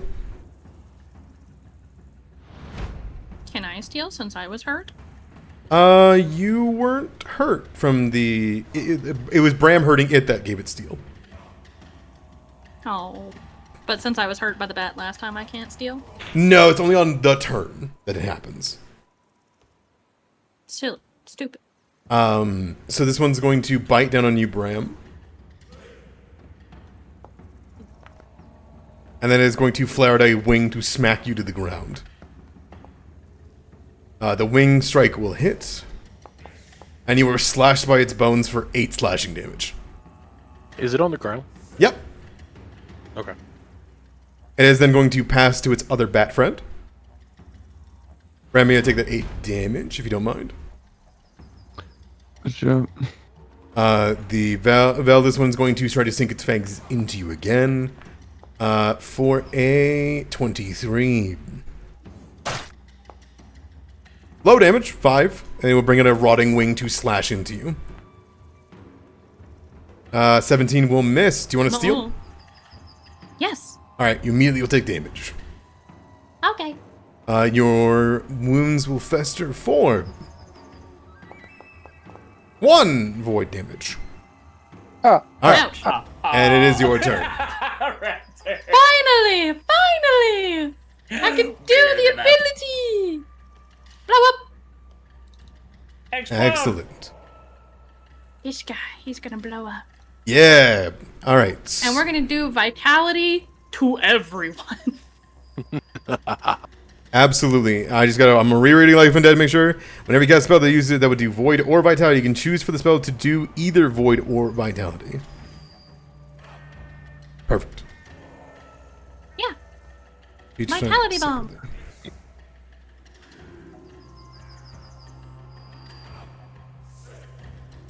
Okay. All right. Sounds good. All right. That's going to be... I'm waiting for the Forderschmooch Maves. Yes. And you should be able to click Mastery of Life and Death before you roll the damage to change it to Vitality. Okay. I thought I didn't need to if it was all the same. You do need dang. to, otherwise they'll be immune to the damage because it's... Okay. Because it will provoke that this is void damage, not vitality. Kapow! Alright, both failures. I love to see it. Mm-hmm. Get vitality'd! For 3 damage. Okay, came through perfect. 3 becomes... 13 damage. Jesus Christ! The thralls twist, change, and I imagine it's like a more burning, flaming light that shoots out of their eyes that they're imbued with. And the moment vitality touches their rotting flesh, the green dies, the meat immediately begins to decay, and it just sloughs off their bones as the light hits them. They both take 13 damage, so it's 26 damage instead of 6. Hell yeah! Okay, and then I have one action, Mm-hmm. which I am gonna use. Oops, to not shield. That was a misclick. I apologize. I don't see still an have immunity, immunity. so it didn't do anything. Okay, cool. I am gonna create one. I'm gonna create 2 thralls because I'm not gonna command them. I think you can get a free strike if you... Yes, I can. If Which you... is what I intend to do. Okay, sounds good. But I'm not gonna spend, I can't. Anyway, I want 2. I don't want 1. You got it. So I'm gonna make one right here for the flankerino. And then I'm gonna put one right here for the flanker. Oh, not right there. Sorry. He's gonna go up 1, I think. Is this in that's in its square? Nope. This is adjacent. Okay. Its wings are perfect. just big. And then okay. So that's adjacent. Perfect. Cool. Flankerino. And then you get thrall team. Yes. Which is what I was about to say. Would that be at map? Nope. Since No. Necrotic bomb's a saving throw. The necrotic bomb is a spell saving throw. Does not carry the attack. Great. blow up. Now we'll chop for 18 to hit. The blade sheens in the night with beautiful light. Yippee! It cuts in for 13, which comes up to be 23. A total of 49 damage between the two of them. Do they not like silver or slashing? It is the slashing that they are weak to. Zombies do not like being cut up. There's tons of meat to That's- chop down. That's fair. Okay, and that's my turn. Very All right. happy. It can't steal, so who do you want to give it to? I would like to give it to Pravada. All right, Bravado. Bravada slams his hands into the ground and rips back and uses extra propulsion to get here. And I'm gonna beat the shit out of this one. Okay. Hiya. Hiya. Oh. God bless Pravada. Oh. One's a crit, one's a miss. Yeah, it happens. It happens. It will roll. It happens. 10 damage becomes 20 damage. As you let a slashing blow down, you take chunks of it and throw it to the ground and hit its head into the ground. It is barely holding on. Is it not off guard? I'm sorry? Is it not off guard It is. from the thrall? Okay. I A- know sometimes it usually shows it. So if it okay. So that's from what's called modifiers matter. If it would matter, it does show it. Okay. Third action, just gonna try for okay. That's my turn. There you go. There you go. Pass See? Off guard. to. Let's see. Bram started us off on this round, right? Yes, that's why Bram's turn's eaten up right now. Yeah. Then we will go to Lane. All right, Lane. I would actually prefer it if Oh. Evelyn would go before me, if that's okay. Sure, Evelyn, get in there. Okay. Let's see. You are it says 30 feet, but oh yeah, because of the. I'm gonna go 20, 25. I'm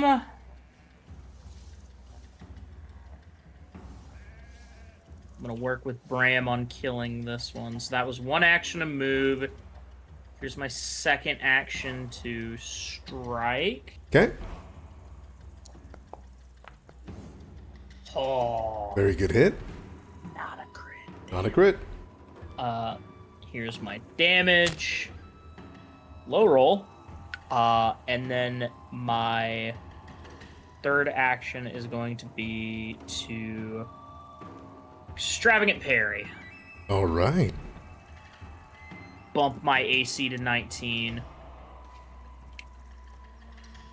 Kind of holds her hands out, just like, oh, come on, hit me. I'm a free target, man. All right. And then I will pass to Lane? Lane. Now, Lane, this initiative won't let me go back, so it's just your turn. That's all good. Ignore the. All good. Yeah. Ignore what it says. Fair enough.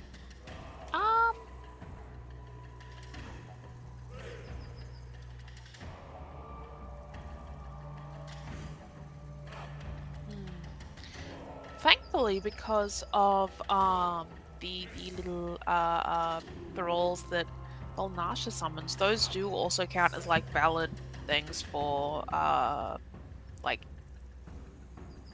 lengths and stuff like that. So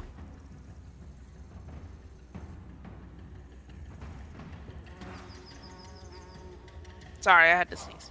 I forgive you. Thank you. I would appreciate it if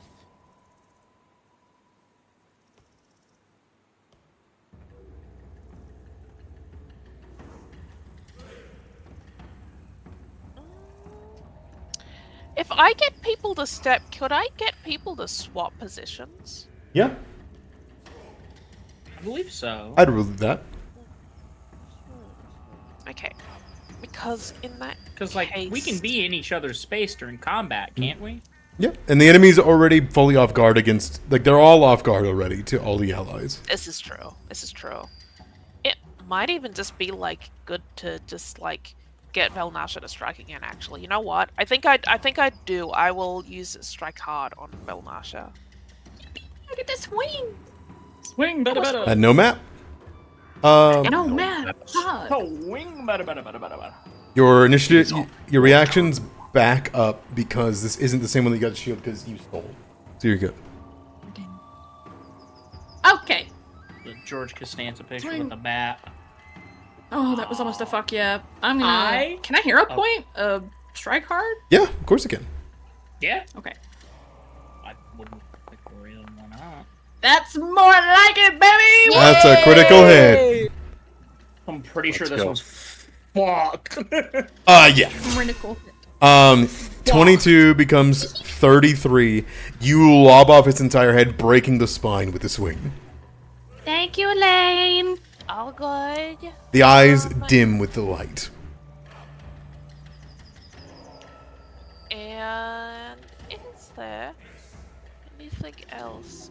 I may just do a pincer attack, so that Vel will also be able to get into position without having to use an action next turn. So pincer attack. Okay. Vel cannot move because they have used up their reaction. They already have. Using strike hard. Strike hard. Yeah. Strike hard uses their reaction. I'm so sorry. I completely. Yeah. No worries. In that case, then. You can take it back if you want to. Yeah. Okay. I don't really know what else I could do. Maybe I just You could have bear attack. One action gives him 2. that is fair, but I. You know what? Actually, that's true because like the bat is almost certainly not going to like go for bear. Correct. The only thing you're risking here is that it will steal for this. So if you didn't want him to have another round, you could leave him alone. Yeah, you know what? I think then we wait. I think Lane will move though, so that it can't go around. Lane will go here. Okay, sounds good. And that's the turn. Yes, thank you. All right. That is going to go to who do you pass to? I will pass it to. Let's go. Pravada. All right, Pravada, you're set up for the flank. You might as well. Yeah. You've got its weakness in your hands.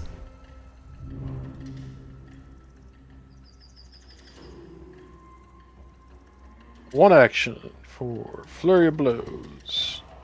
That'll be a crit. That'll be a hit.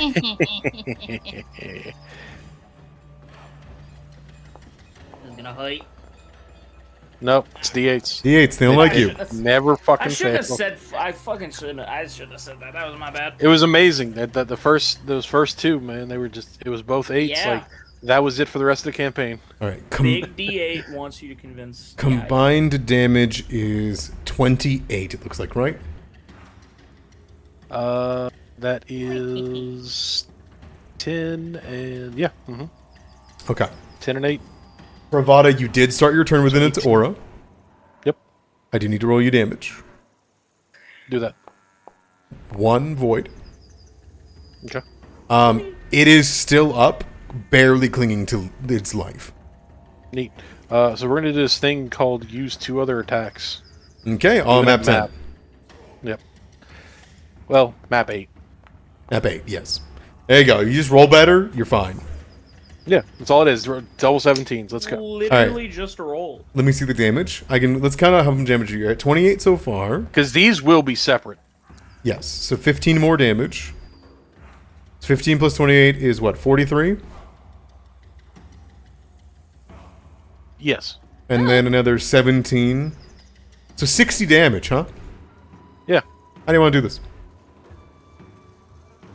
I think that there was a lingering burst of light that seared and sloughed flesh off of this thing.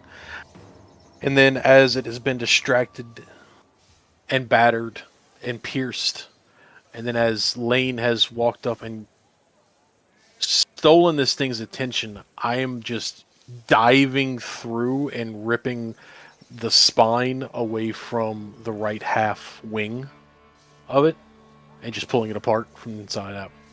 Torn limb to limb, piece from piece. It splatters open in this great arcing movement. And whenever it pops and crushes under your hands, you feel the grip on something you do not recognize to be that of a giant bat's form. With it dead, it crumbles to the ground, its eyes dim, and it looks like a couple of week-old dead body of a giant bat that has not been eaten yet, right? Worse, however, is Pravada, as you're deep within its bowels and guts, you pull out what you recognize to be animal and farmer alike. You are not its first feast tonight. But your wounds, you watch around all of your bodies, begin to stabilize. Not heal, but the disease and rot no longer begins to cling to them. I think there's a level ferocity while he's attacking that just bleeds away. As you said, we were not its first meal tonight, but we were its last. Correct. And I will help to... okay. That's an interesting picture. What? We got sent to the Shadow Realm for a second. Here, I'll... I'm just on the landing page. Yeah, I'm on the. I'll put it on the inside landing chat. page. But yeah, I'll start to carefully. Oh my god. Yeah, right. I'll start to carefully pull the humanoid remains from this creature's eviscerated form to lay them out, knowing that Melnasha has a desire to put things to rest. Yeah. Bram, the gums from this creature in your teeth do not all taste like bat. Mm. It is disgusting. The decayed flesh of the bat alone would be bad enough, but the bones of humans is in here. Clung to its teeth and hair. Mm. You guys can tear it apart, pull between, and find no less than 6 bodies, likely a family, living in the farmlands, and a congealed mass of more from before that were decayed. This thing's been around for not very long, but it has been eating horses, deer, anything it could ambush. And in the time, it has torn up its body so bad that it could hardly fly anymore. And yet it kept moving on to eat more. While we're separating the bodies, I would ask, does devilry bring back zombies? Would Velnasha have knowledge of this? Roll me undead. Recall knowledge. Would work best, probably. Recall knowledge or undead? Recall knowledge would give me what I need. Okay.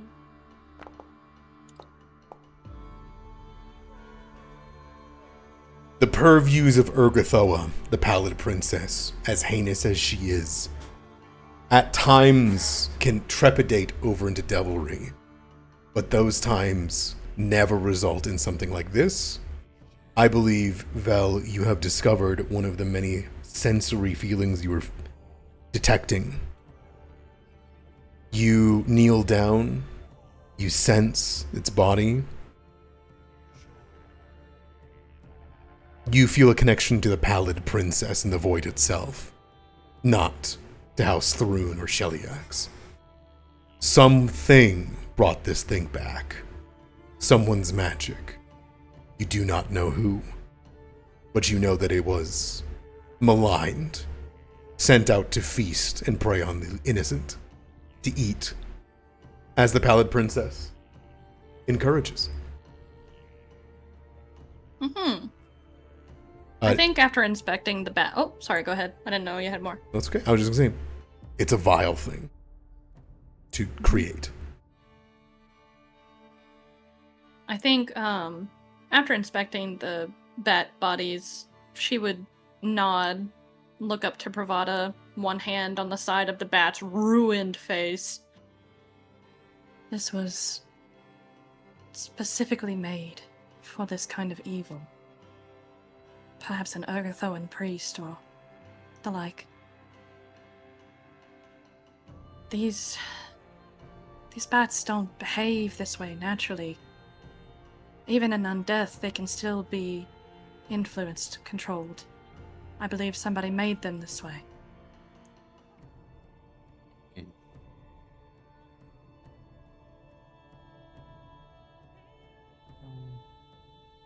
That's foul. We'll have to ask if this is the first time they have been seen. This might be kind of a grisly question, and I Mhm. apologize. Feel free to stop me, anybody, if this is like too much, but would it be outside the realm of possibility for Vel to examine the remains of the stomach to see how long these people have been dead? Oh yeah, absolutely. Everything in the stomach with the recall knowledge that you did with your medicine expertise. Mhm. Everyone in this belly has been dead for no more than 30 hours. The soonest was these guys ate someone an hour ago. They have been only been in undeath for a short amount of time and wreaked havoc on these farmlands. Well, judging by the bodies in the stomachs, they aren't all that old. The bats themselves are recently reanimated. They would have fallen to pieces otherwise. This isn't someone's best work. Maybe a couple of days at most.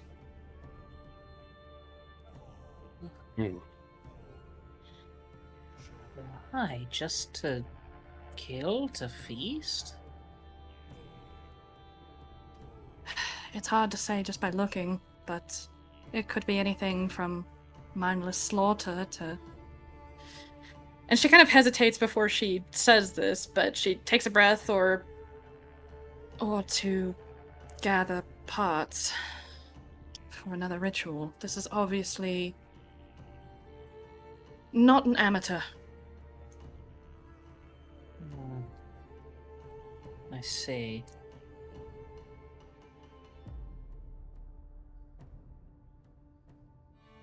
I think once the grislier part of separating the body from the zombie bat, Bravado would walk down to the water side and start rinsing himself off.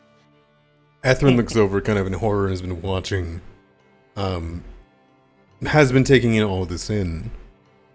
Kind of just looks horrified. We'll come over with you, Bravada. And says, I could have helped. Bravado will turn to them, give a tired yet warm smile, and say, the arm that lashes too often. Hang on. You okay? Yes.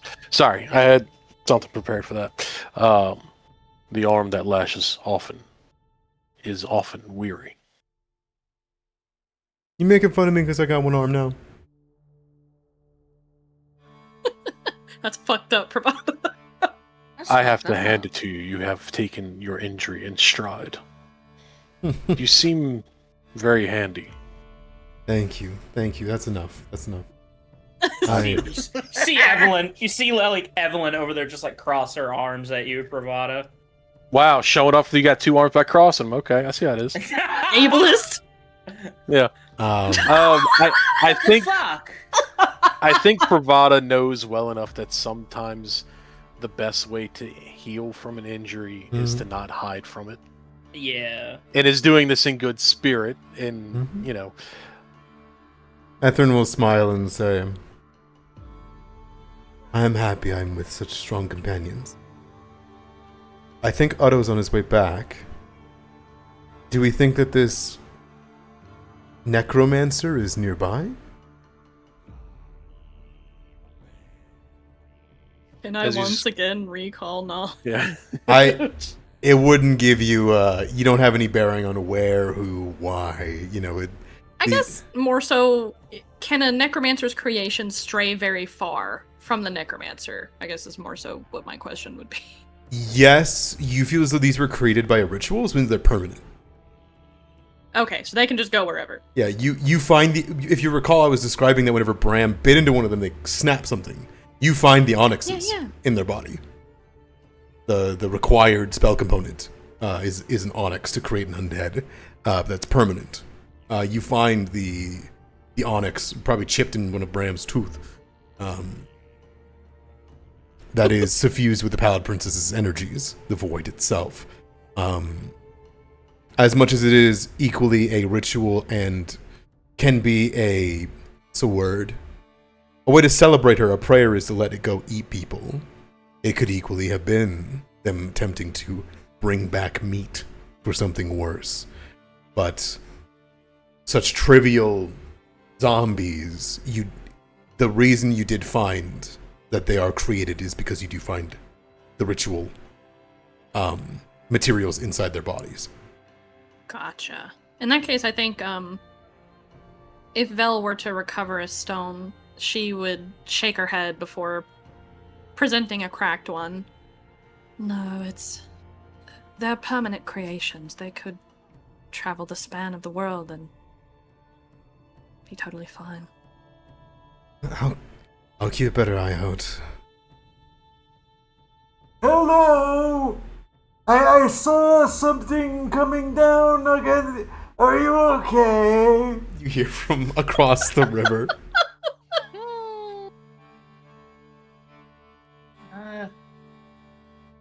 We're fine. Slowly, the raft makes its way over the ferry. Finally, kind of cresting close. Do you guys say anything before Otto's in hearing range? Nope. Okay. I'll do it in text to Ethrin what I was going to say. Sounds good. Um, We've got a necromancer now. You would hear someone shout. You would hear him shout out, "Are you all right? What attacked? I heard the crashing of battle and magic and explosions."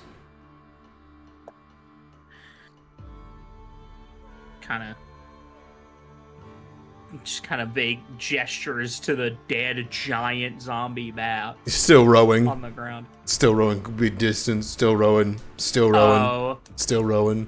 Got to be a bit. You got a bit to it was- before he docks. it was Should I be yelling this?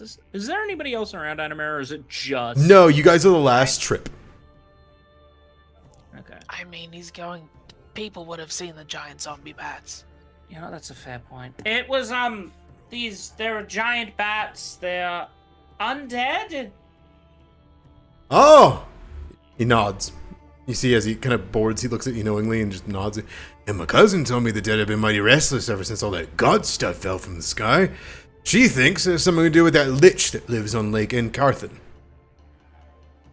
There's a lich near here. I think that is the loudest Vel has ever been. Give me here. Thank you, zombie. Oh, so now the bat wants to know about society. Yeah. I'd also allow this. I cannot click on either of them. Because it's from the bat. Hold on. How about now? Yes, okay. It's the bat. It's the bat, dude. Yeah, I gotta. I hope it's let me okay if see. I know Oh. jack shit. I mean, I could just make that a success. I'll use a hero point to make that a success for the society check.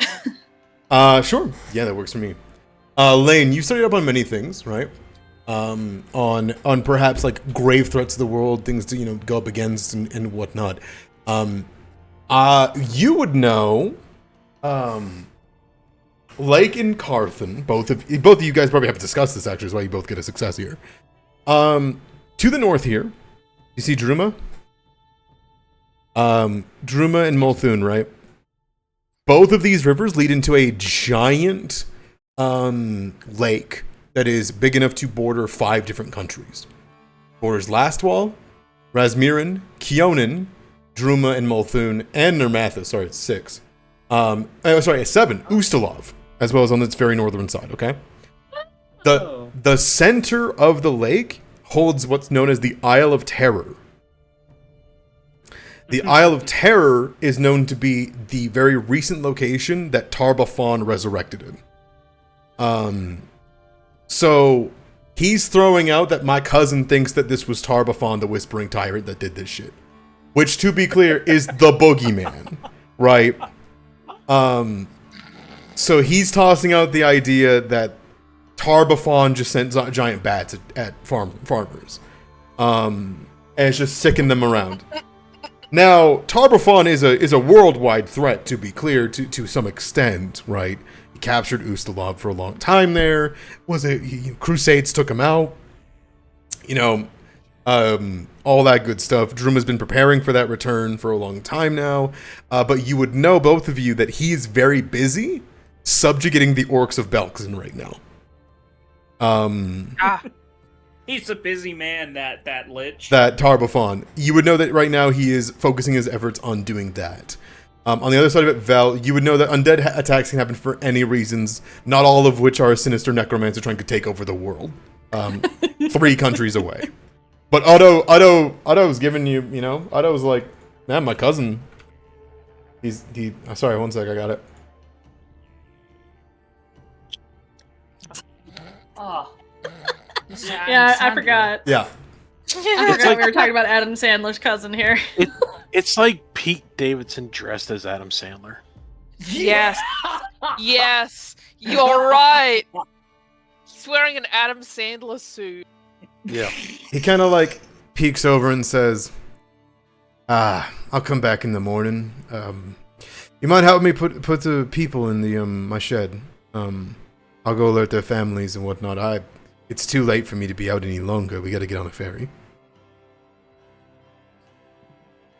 That's fair enough. I hate to do Very this. well. I hate to do this. I would like to sense motive Adam Sandler, please. Yeah, can I? Go for it. Also, he seems a little. I also would You're like right, to. actually. I would use my last hero point to make that a success if it's not one. Or if Sorry, it's a secret, secret. I can re-roll it. I'd re-roll mine if it was bad as well. Reroll it. You guys can reroll it. Okay. All of you failed. So Damn, Adam Sandler's got some mental defenses. Morgan, all of you, look at that face. Yeah, look God at damn. it. Like I'm here to tell you guys, this is just some good old boy country bumpkin. Vel and It's a little Evelyn, too casual. you both look at him, and for Vel, it's like this guy doesn't know any better. This guy has heard of attacks happening. You have people come in. There's weird things going on. The times are changing right now, anyways. You had to pay him extra to make sure these things work. He's seen people fleeing recently. He's not surprised that there are dangerous things about. You think that he likely was ready for it, or at the very least has like weapons in case something happens, right, on his ferry. I think what you recognize, Evan, more than anything, is this guy is fully bought into that foreign threats are attacking his country right now. And so seeing a zombie giant bat, that's Tarbathon. That's probably, like, it could have been anybody, kind of thing. You know what I mean? It could have been. It could have been my. So he's, Yeah.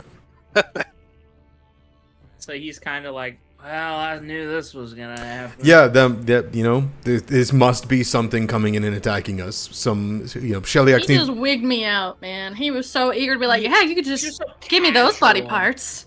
Yeah. You think I was like, you think he's so gonna weird. go alert the families or at least tell the inn who's dead. He's gonna spread the news. And then charge them for bringing the bodies across the river on his ferry. Maybe. But yeah, he you don't see any guilt in his eyes or anything like that. It's just like it's dangerous times. He's readying himself for dangerous times. Oh no, I wasn't expecting guilt. I was expecting, I'm gonna make so many zombies with these later. I Otto wasn't is even not the expecting that. I was just necromancer. I You wasn't never even expecting know. that.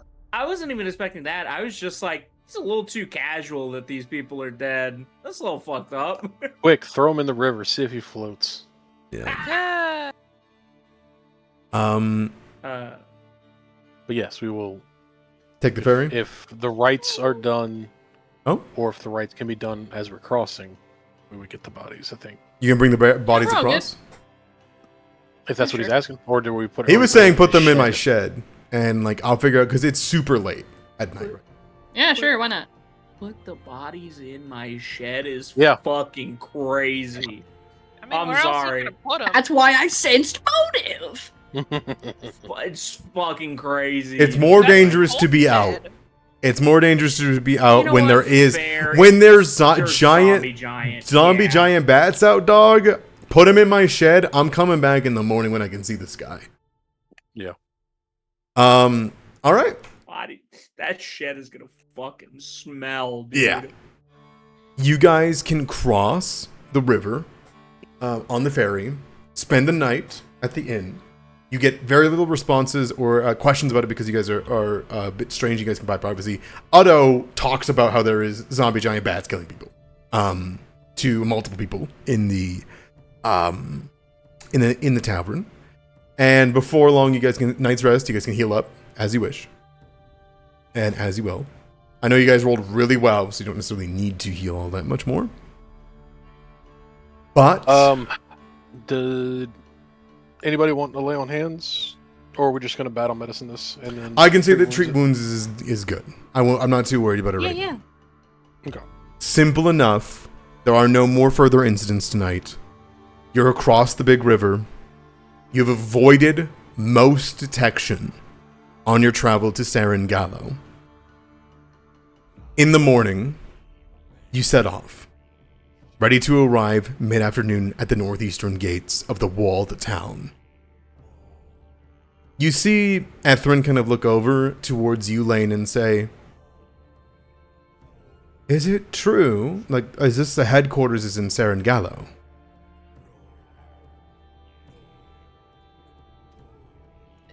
Sorry, they asked if it was true that the headquarters are in Serengallo? Yes. Yes, why? Is it because the irony in the history? I've heard rumors about Serengallo. What rumors? Oh. Everyone I know that talks about Serengallo talks about the Serenis. The Serenis?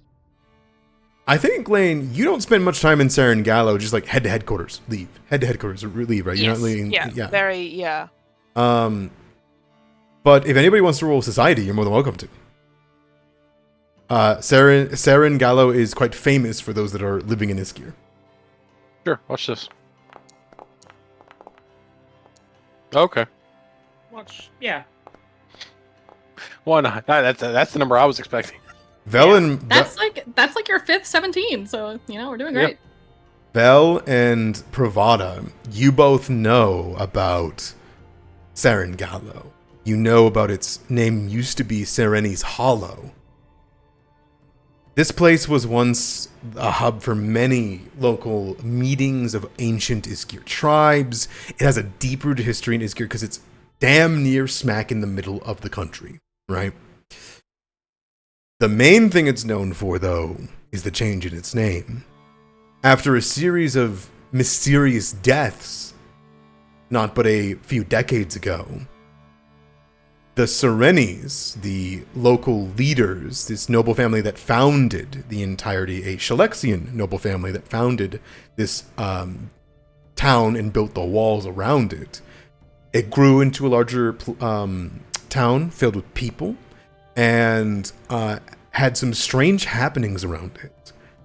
These Serenis were investigated by the people and found to be guilty of the disappearances in what was known as the Demon Bile Incident, which nobody talks about the specifics of.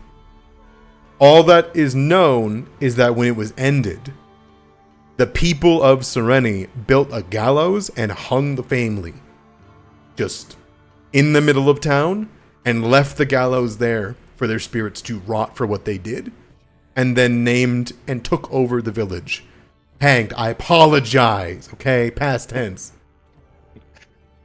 They put the family to the gallows and then called it Serengallo for killing the noble family that founded the place for what they did.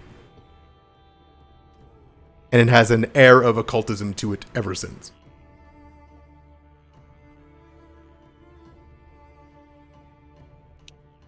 A town with a dark history. Dark? I'll explain all of that in character. So it is true. They look kind of confused. So it was for the... This is the kind of the start of a rebellion, right? The start of a liberation. Well, I mean, given the history of the town, people rising up against people who have done wrong against them, it seems fitting. Bit obvious. No? I mean, did you want a clever joke? There is power in symbols. You know this. Sometimes it's not about the most optimal move, it's about sending a message. That's fair. I hear that Cheliaxian has... The nobility has no love here. So it is a good place to sit. Probably some secrecy. Exactly. I'm excited to see it. And together, with that foreboding warning, to the Cheliaxians that this place represents, on the path to the Hellbreakers headquarters, founded by Phoebe and Alcio. We'll come back next week as we enter Saren Gallo and get to meet the Hellbreakers as they will as you approach the gates. Bram, don't forget to rest and heal up.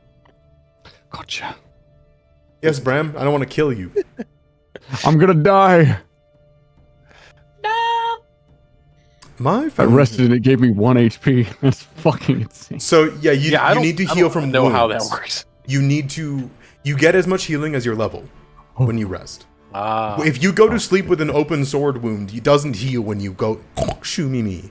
You know, like you need someone to bandage the wound and take the time. If it's a small one, it might. Well, that's why I was asking if if we had to do, all the nitty gritty of the rolls and stuff like that. No, because I can assume that a treat wounds would work one time. But we'll come to Saren Gallo when we come back next week. I'm super excited. And I think I might see the titular the Gallo where they just they hanged him. Of a field. I mean, it's right there. Yep. But I can't wait. I'll see you guys next week. And I'm super excited for you guys to come into headquarters and begin operations as a spy agent or a rebel agency. Yeah. Pretty cool city, huh? We'll find out more about it next week. Yeah. I love getting a city map. You know this about me. I know. No! I have to take it from you.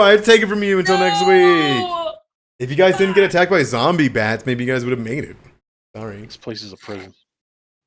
This house is a fucking nightmare. I'm gonna put a little marker down. How are you guys feeling, by the way? Good. Great.